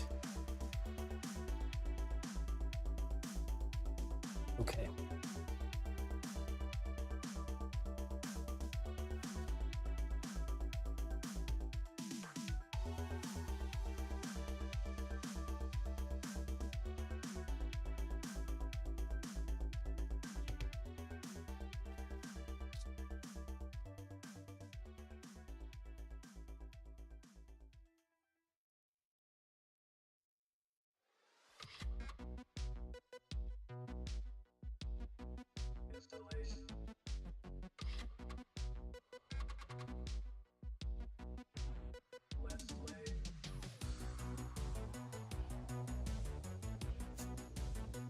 All right, so looking at this, my plan right at the moment is to get this piece out so that we can then loosen up the space that it fits into, is to take a quick trip to my garage, which is actually just out the door behind me, and grab a couple of my tools from the toolbox there and use them to get this out. So I'm going to let you guys have a view of this guy here for just a couple minutes while I go and extract this round piece out of here, and I'll be right back.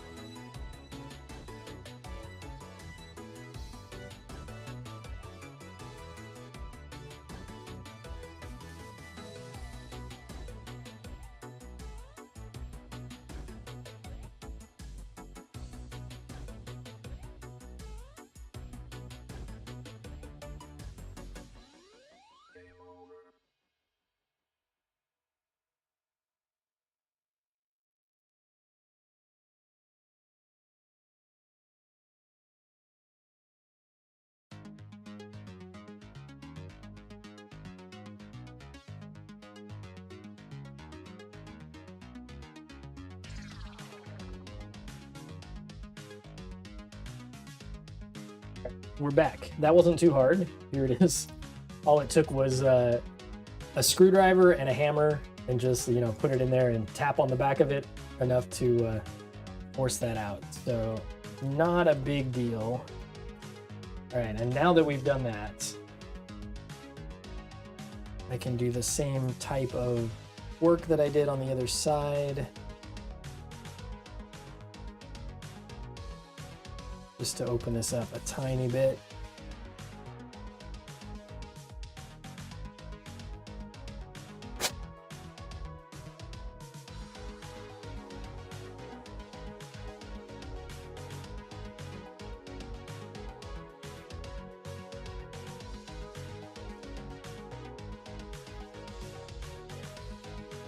Seems good.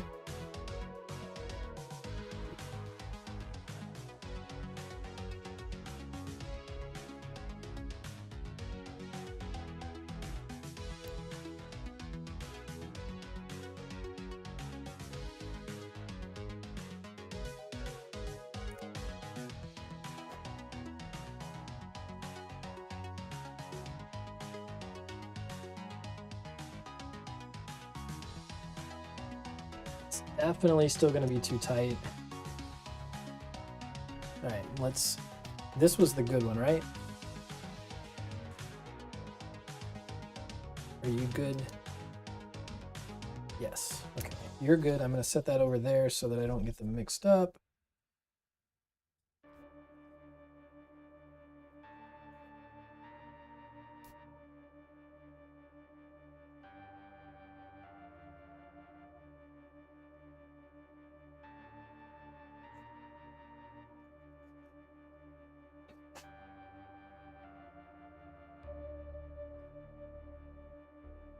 Try to get all the shavings out of those corners. All right, very good.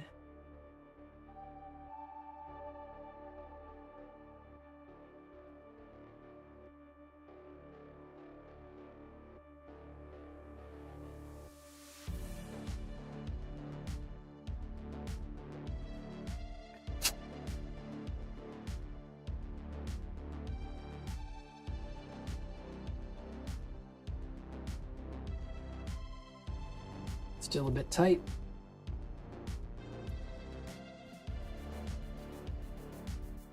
I'm going to shave around the circumference of this circle here, especially the back corner part of it.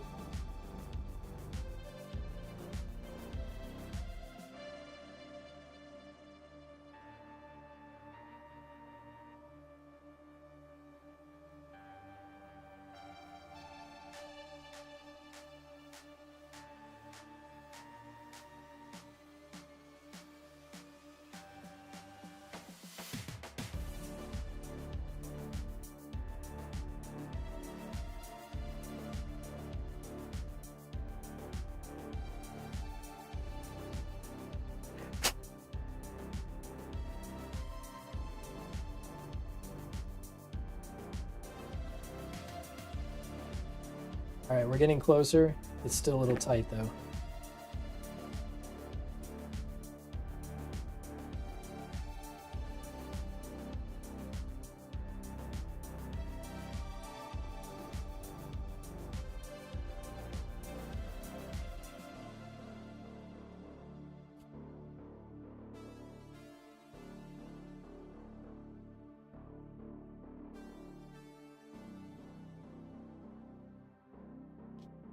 Stabbed my thumb ever so slightly, but not enough to make it bleed yet, so that's cool.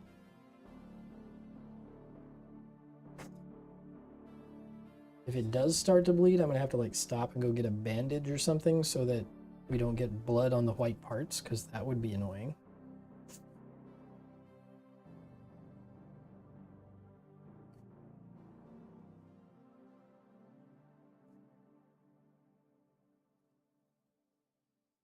All right, that seems good.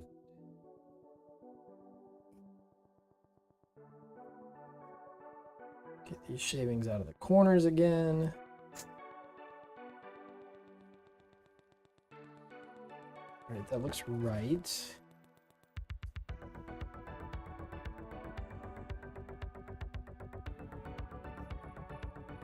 Wow.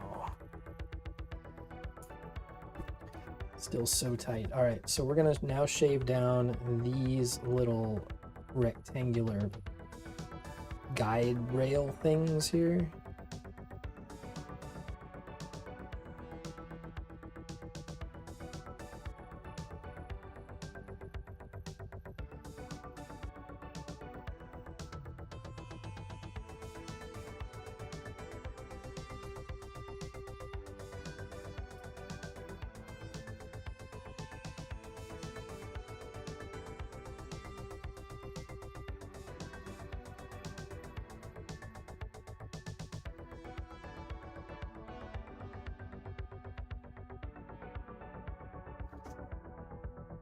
Probably also shave them from this side, get kind of the depth of them. They're sticking too far into that round piece that has to slide in here. So we'll do that.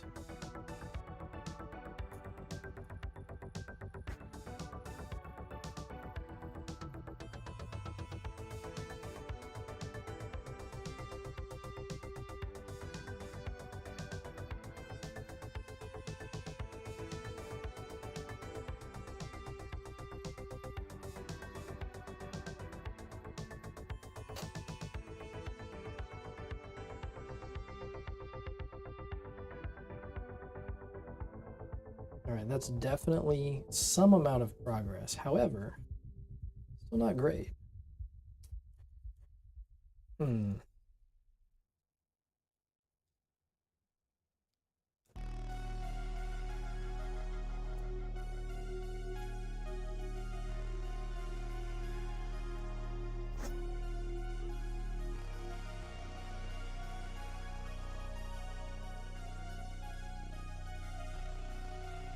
All right, so now instead of cutting that hole out more, I am just going to sand the outside of this round part, because we are pretty close now. So I think if we just sand this down,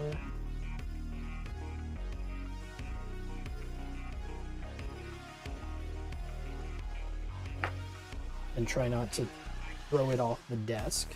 There we go.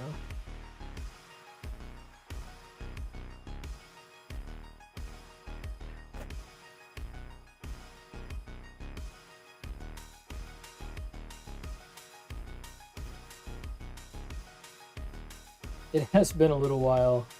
Things are going well. You joined Gunplay Gallery, that's cool. I still, so whenever anybody posts anything there, I get a notification, of course, so that I can go and check and make sure that, like, whatever they posted isn't, you know, bad. I still sort of moderate all of the posts there. And so if you've posted anything there, I'm sure I've seen it. I didn't specifically notice it was yours, though.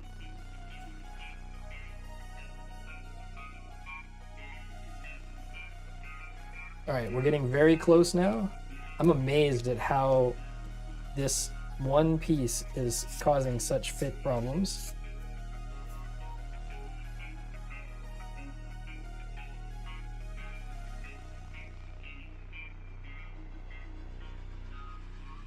I'm gonna go down to 1 grit rougher.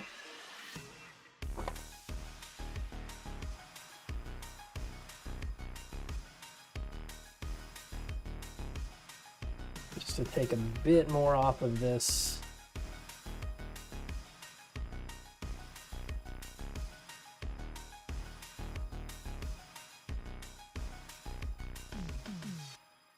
All right, how are you looking now?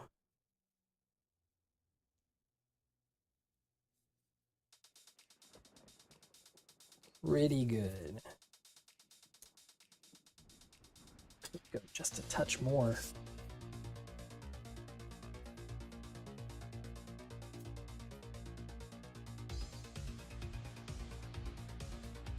That time I did drop it off the desk, but I found it.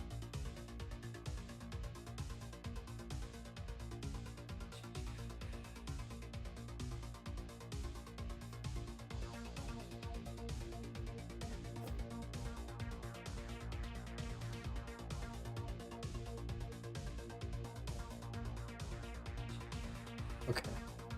Finally, I'm happy with that. So, before we move on, I want to kind of try to clean some of this up.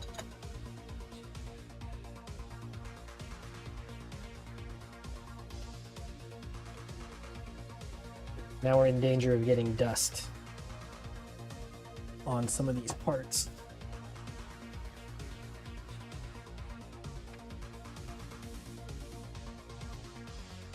From the sanding.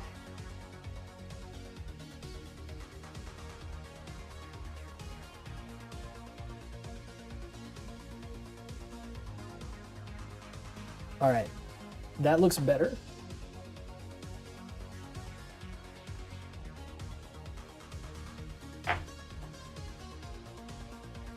So, hey, how's it going? I'm back. Now, theoretically, we should have a much easier time of this. Let's find out, shall we?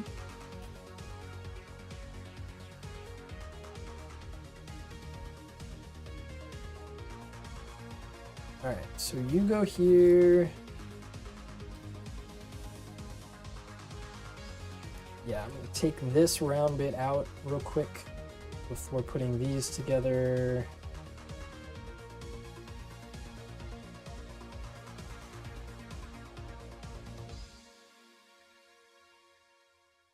And now, how is your fit? That seems good. Other side. Also seems good. Yeah, all right, so we can push that in. This becomes loose, so we can pivot it to an angle.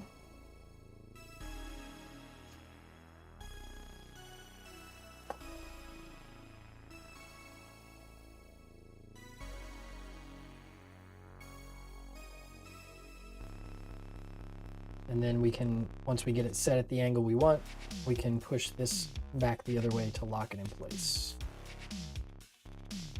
Yep, so that looks good. And I'm still not bleeding all over the model kit, so that's awesome too. All right. Finally moving on.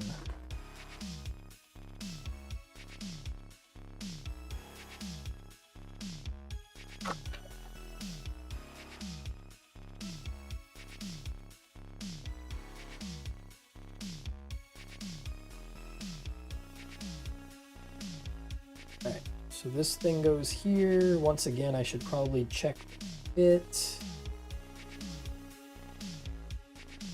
It's fine. It's a bit tight, but it'll be fine.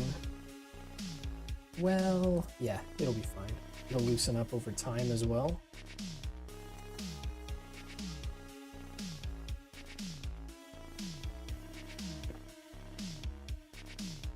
Yeah. That's good. All right, this goes this way.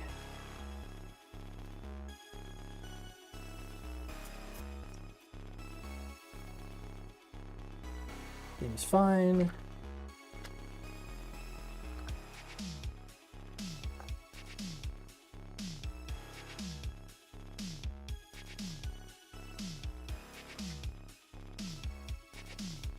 Okay. That little tab locks that in place vertically. Wow, it is pretty tight, but it'll be fine. All right, we'll put it at the lowest position for now. Oh, hey, and now I get to show you this thing. So this base, the main part of the base here, started out just plain white, but it had this cool indented cutout of the kind of the wing idea, and so I did a little gold paint on there, and then I top coated the base with flat, and the gold stuff is still gloss. So I don't know if that shows up on camera or not, but anyway, high grade mud rock. Cool.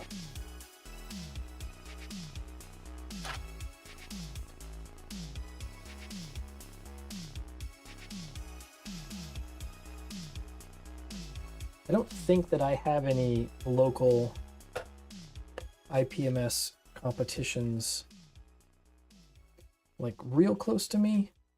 At least not that I ever find out about until like they've already happened. Maybe I should pay more attention. All right, so that looks pretty good, I think, with that gold there. And then what we're gonna do is grab two of these little square guys.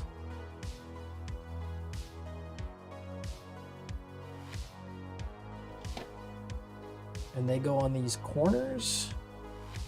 Does it matter which way?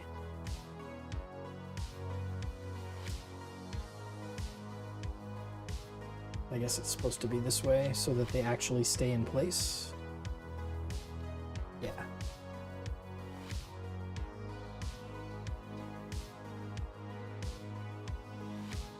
Well, huh.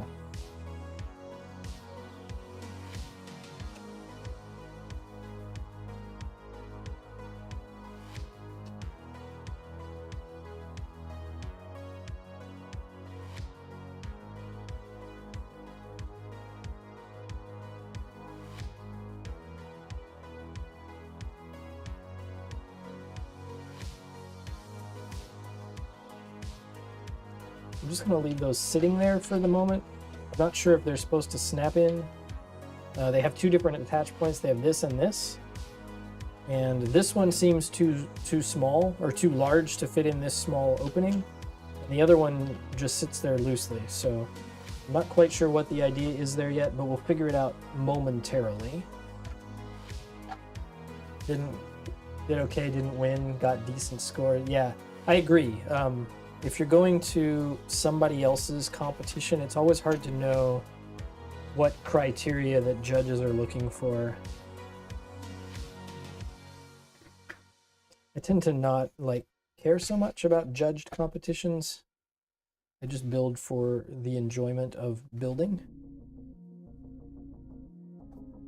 Because whenever there's something competitive to do, if I decide to do it, I'm super competitive. And so then I get annoyed if I don't do well.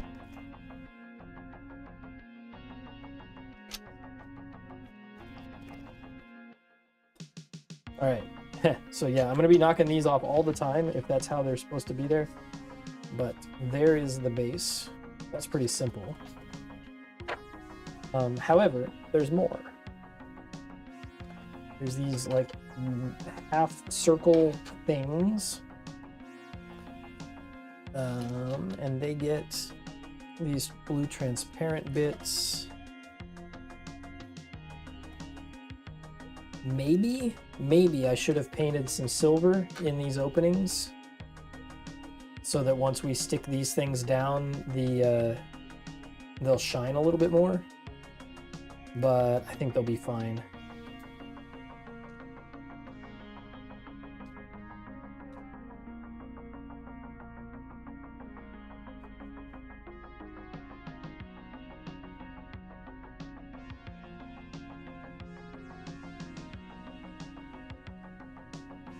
Yeah, I think for me, the most interesting thing for me about going to see any type of a competition is just seeing what everybody else did, rather than necessarily hoping or trying to compete myself.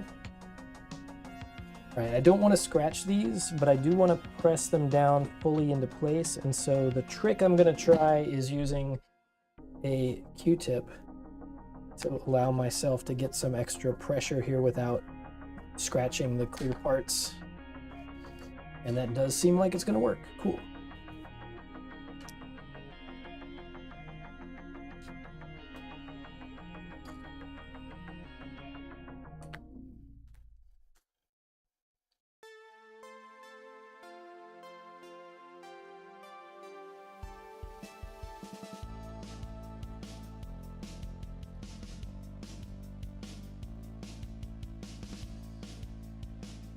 All right, there's one.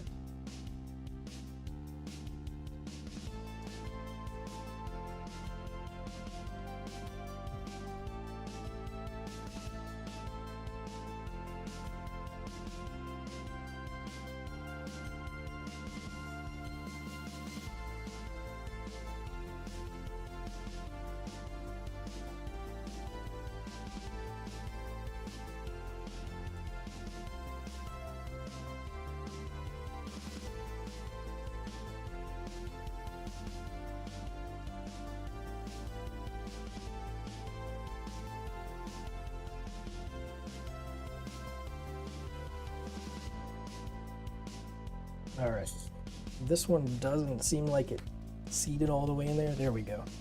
All right, cool. That Q-tip is now useless.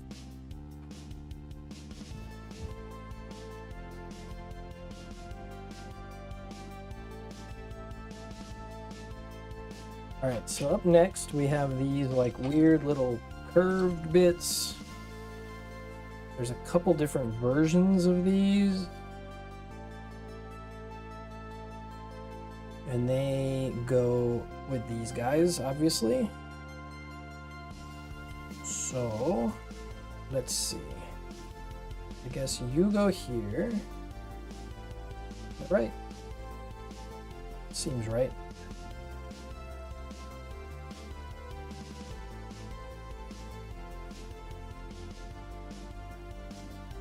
And then you would go over here.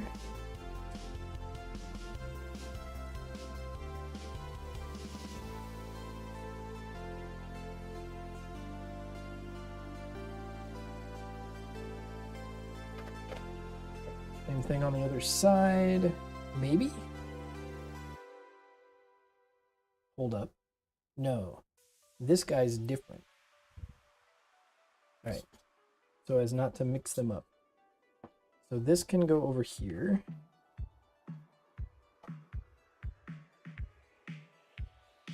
No. This is wrong. My bad. Let's fix it.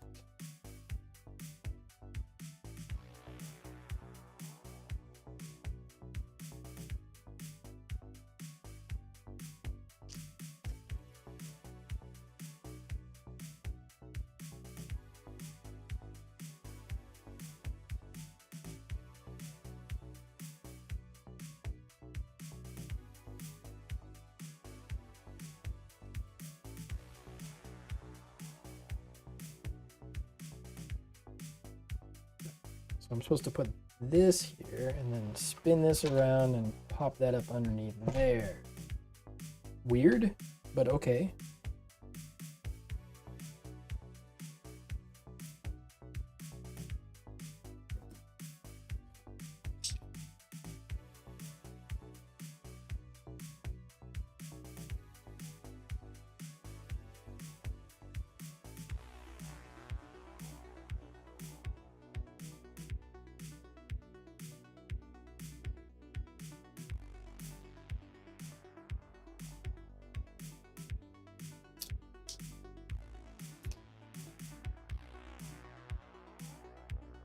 This one goes on this side. Does the same thing. Okay.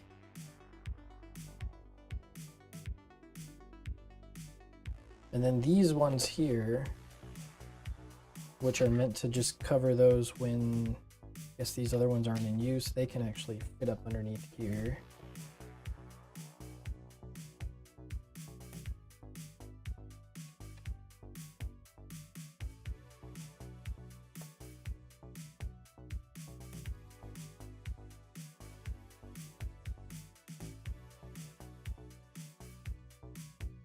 And then it says you can take these two semicircles off of the base if you want to, and you can use these other two things to attach them to one another and make a full circle.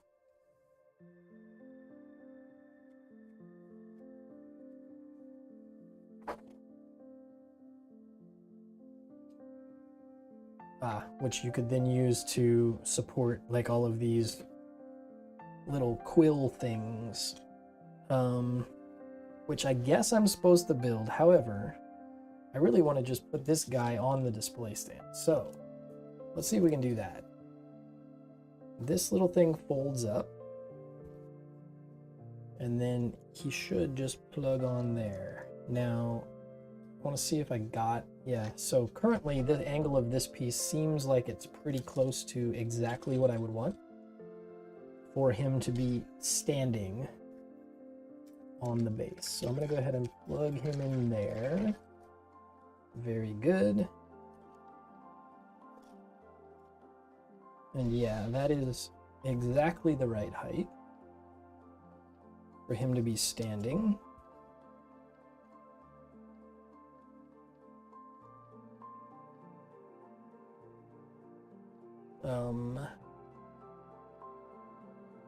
Let's see.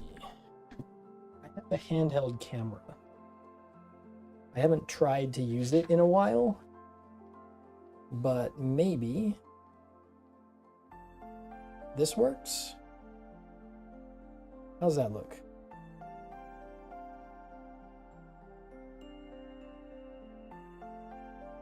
So that's what he looks like standing on the display base.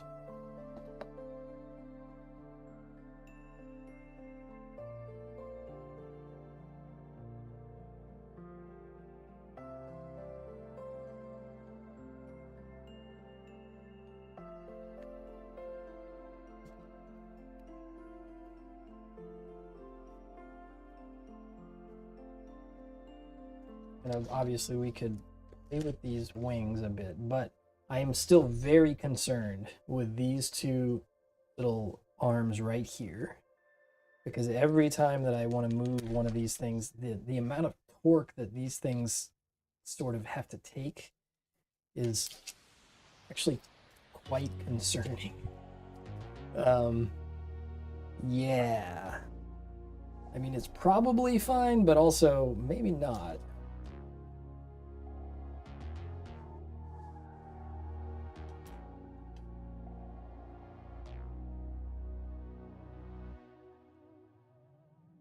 Let's open these up.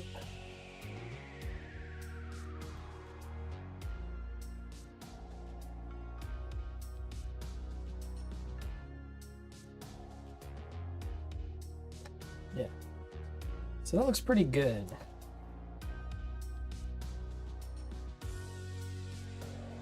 Gonna take a lot of time and very fine movements to get this thing posed for photos for sure. Yeah, it's gonna be a tough thing to pose, I think. But anyway, so there's his weapon, there's that, and then there are these six, I don't know, some number of, yeah, there's 6 of these like little sort of funnel bits. I don't know what you'd call them. They look like quill pins almost to me visually, and I'm not crazy about how they look, but we're gonna put them together. If I can find the parts for them.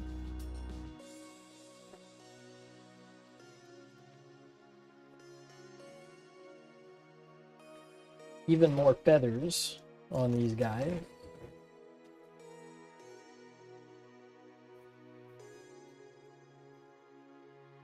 And then there's like this structure here that's in the instructions here that like they attach to. Those are, I won't probably put these together, but those are these parts. So it came with these clear parts that go together like this and make these articulating arms that you could then attach these things to. And I guess they're meant to stand out of the 6 holes here on these semicircles that are on the base. I might mount them there. Once this is all done, we'll see. But for now, let's see if I can figure out... Like, this feels like it wants to be assembly line style, putting these things together. Right? You and 5 friends, and everybody just builds one all at the same time, and then you're done. But since there's one of me, we're gonna build it 6 times.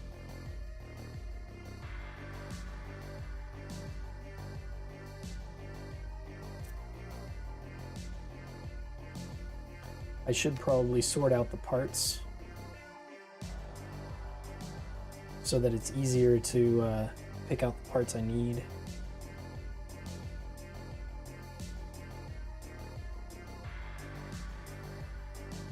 Right, because I'm gonna need like one of these and one of these. How do you even attach? Oh, I see. Okay, well those are both the wrong direction, so we need this one here. Huh. It's kind of sad that that's not a different color. And this light gray piece here, I would have liked it to be the dark gray that came with the kit. Had I known that, I might have painted them. But again, I was trying to avoid painting on this project to save time, which still took so much time to prep these parts. All right, so we're gonna build something that looks kind of like that, and then we're gonna build the opposite one for the other side.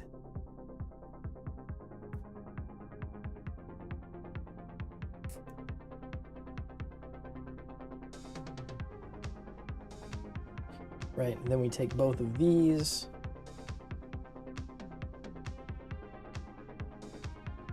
We attach them on here like this and like this.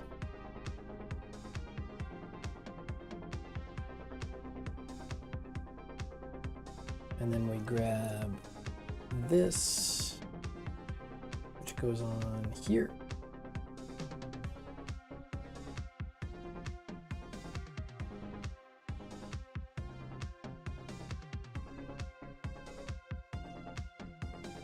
Oh, there's this little bit that goes on the end. I should have definitely put that on first.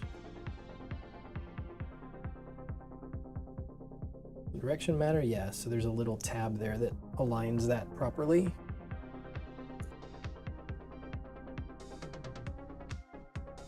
All right, so we got this, and then we get one of these and 2 wings. They have to be opposite facing. This drops in here. This drops in here. And then this piece covers that whole thing.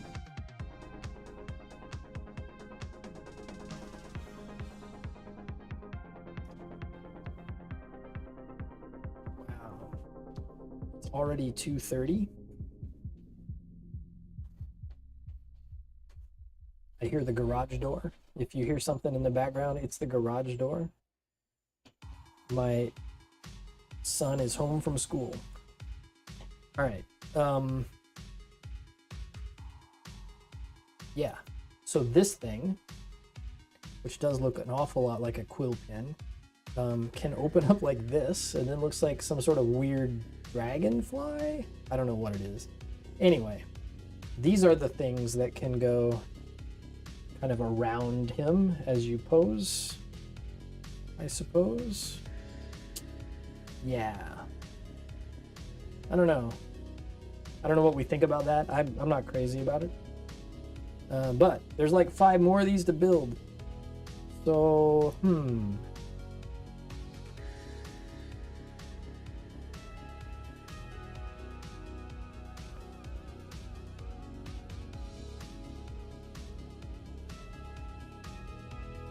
right, here's the plan. I'm gonna sort these parts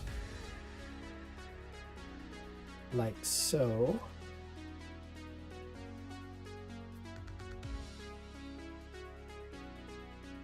Is that all? Yes. All right, so we can do this.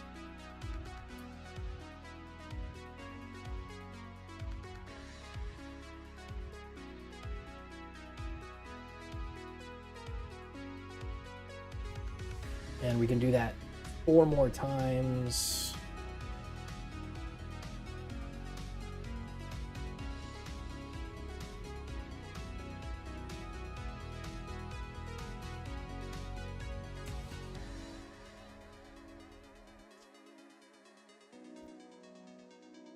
Now 3 more times.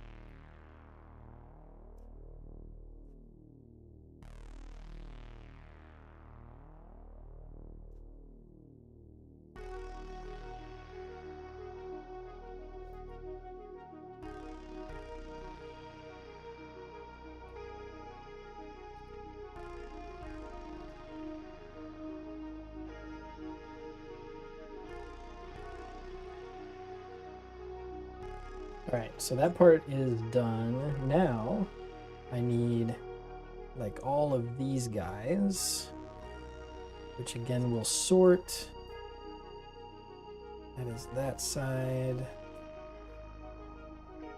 This side.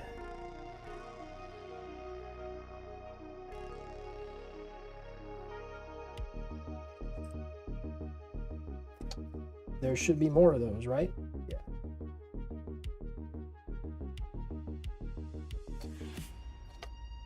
Still doesn't feel like I got them all.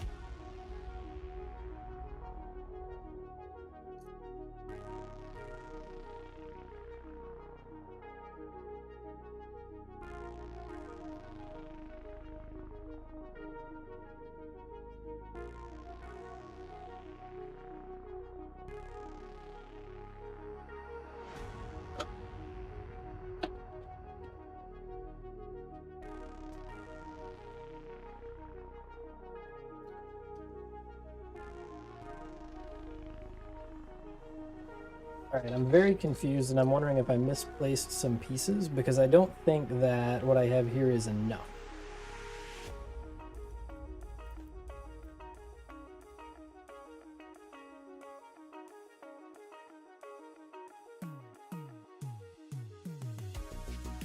But I will go ahead and build everything I've got here, and then I'll go looking around for the rest of them.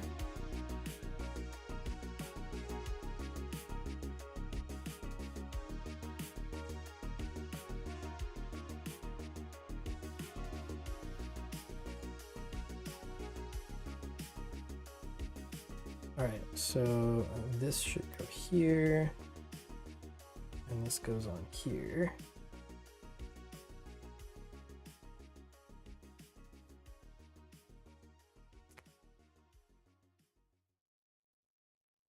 Right, and we repeat that approximately 5,000 times.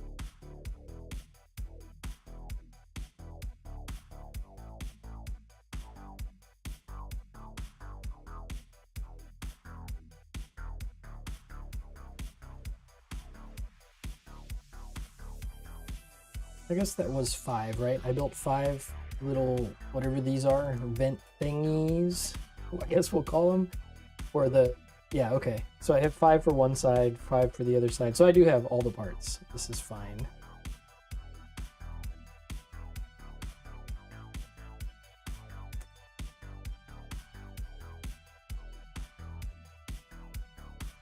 Yeah, I really do wish that these larger parts here were on the back. The backing parts there were the dark gray instead of the light gray. Oh well. Not gonna change it now.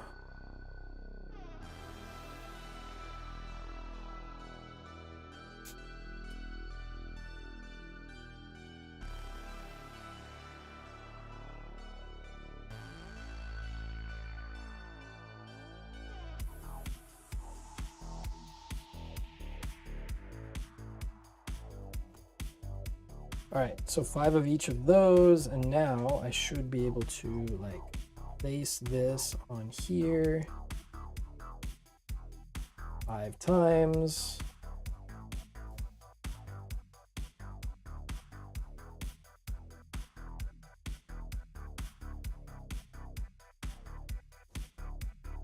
That one was kind of loose. I don't think it's gonna fall off, but definitely looser than all the rest.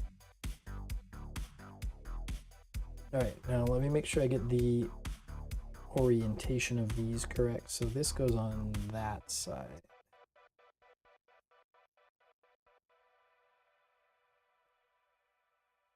Okay. So looking this way, this one goes on that side. This one goes on this side. And repeat.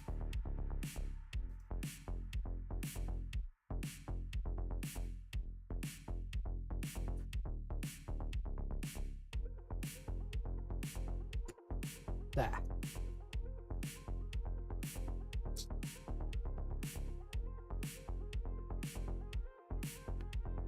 One more.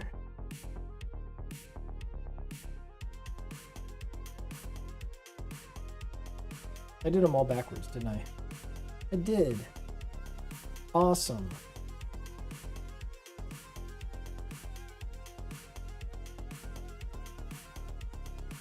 No one told me. No one told me I was doing these backwards. Wait, maybe I wasn't? No, I was. Cool.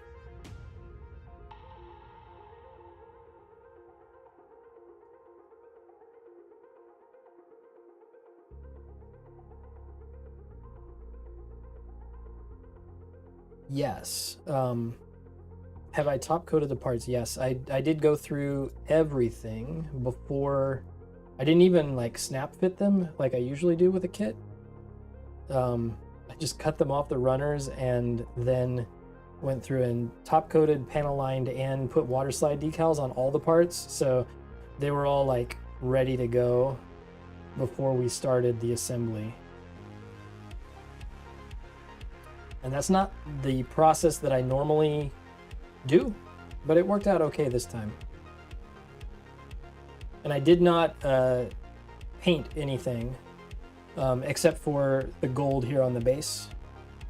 Everything else is just the original plastic colors with gloss top coat on all the gold parts and then matte on everything else.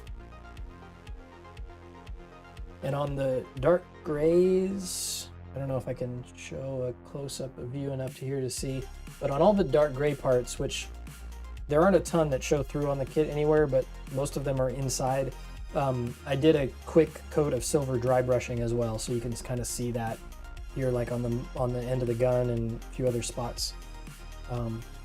But unfortunately, there aren't as many of those parts that ended up showing up really prominently in the final build as I was hoping for. So it was a bit of wasted effort. I ended up probably doing more dry brushing work than was required, given what can actually be seen.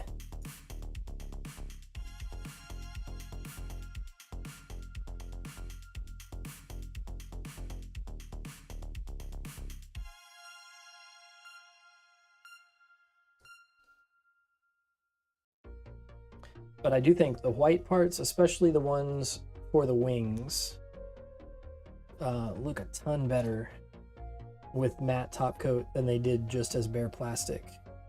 The super matte top coat that I use just adds like this, I don't know, kind of soft look to them that I think really works well. So I'm glad that I went through the extra work to do the top coating.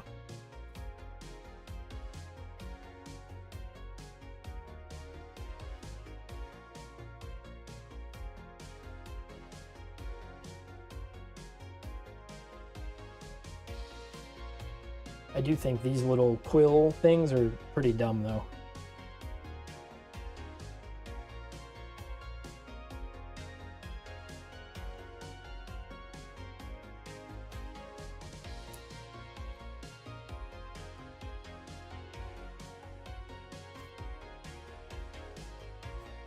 Every kit that I build before it goes on final display, like I take some photos and stuff, and then I decide what pose I'm gonna pose it in for its kind of final display in my display cabinet.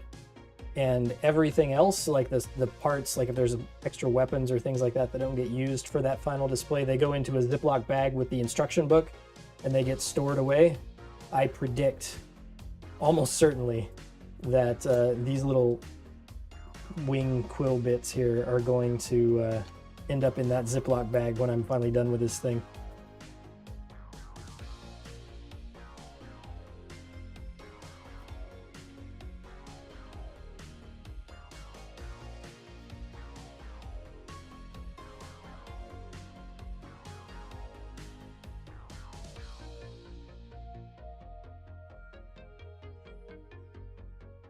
Yeah, it is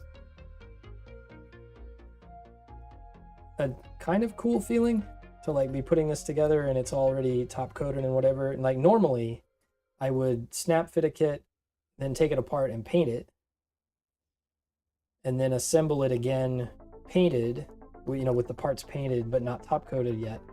Then I would do, water slide decals and final finishing and whatever, and then top coat sections like arms, legs, that sort of thing. So yeah, I don't normally get the experience of assembling a kit where like the parts are all completely done already. It is different.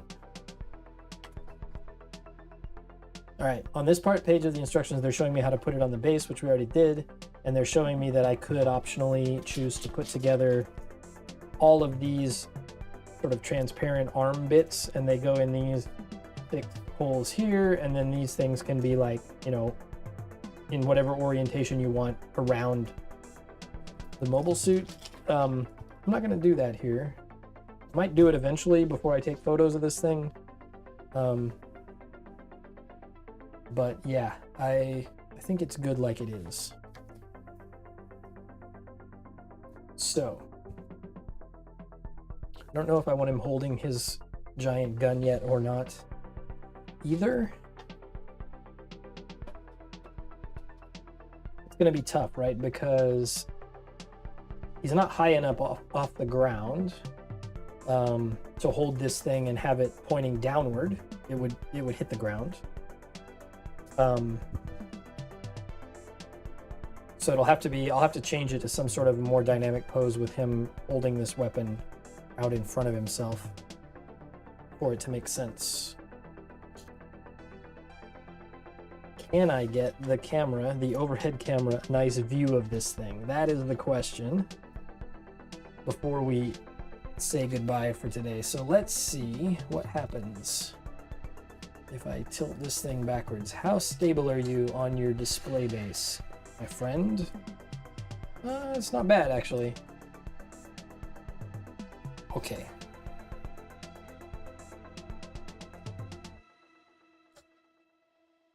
That maybe is the best I can do for you guys. There's your angle.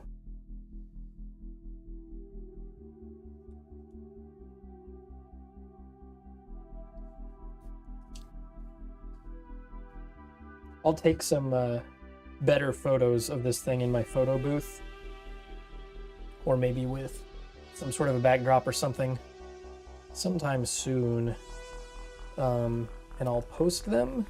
I don't really post anywhere on social media anymore except for Blue Sky, so if you want to see photos, I guess go find me on Blue Sky, Gunpla Mark over there. Yeah, I still have an Instagram account. I don't post there very often. Maybe I'll try to remember to do that here with this one as well. But all of the other social media things I've just stopped using, so it's not worth the time and effort. So anyway, that's where photos of this guy will show up eventually, within the next couple days probably. I should have time over the weekend to set this guy up and do some photos of him.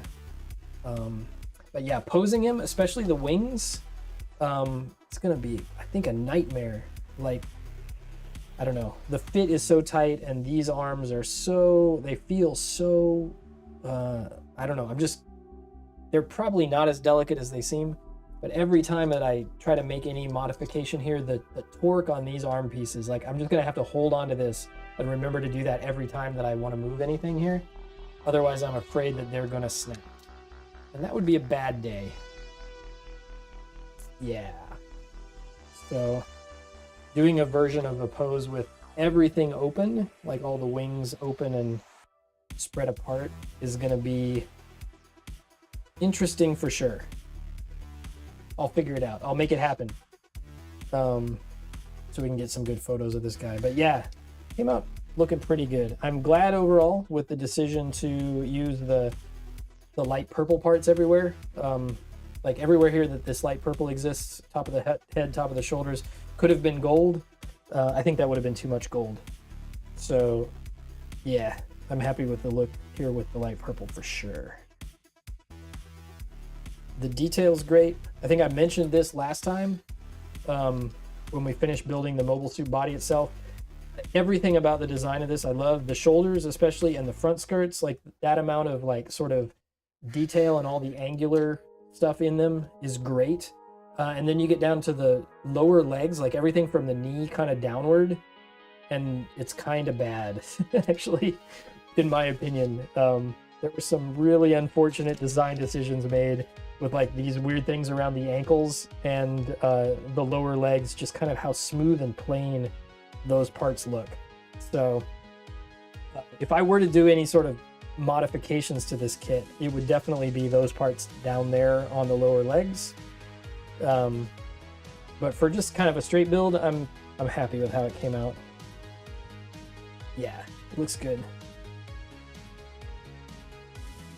All right, cool. This has been like almost a 3-hour stream, maybe a new record for me. That was a ton of parts. I was not expecting, you know, like the backpack and wings and weapons to be so extensive on this guy. But yeah, building all of that stuff took almost as long as building the entire mobile suit itself. So that's something. And then, you know, all these extra pieces, which I may or may not end up using in the final pose. We'll have to see. But yeah, overall, I'm happy with it. It looks pretty good. Cool. All right, I'm gonna say goodbye. Have a good weekend. It's Friday. Yeah, that's pretty exciting. So I'll see you guys next time. I don't know when that'll be. Whenever the next project is that I want to build. Live streams are mostly for mobile suit builds. Videos on my YouTube channel, which, you know, this live stream exists there as well. Most of my videos are for like 3D printing related projects. So if you're interested in that, you can check that out as well. But the live streams are for builds. So yeah, I'll see you next time. Have a good weekend. See ya.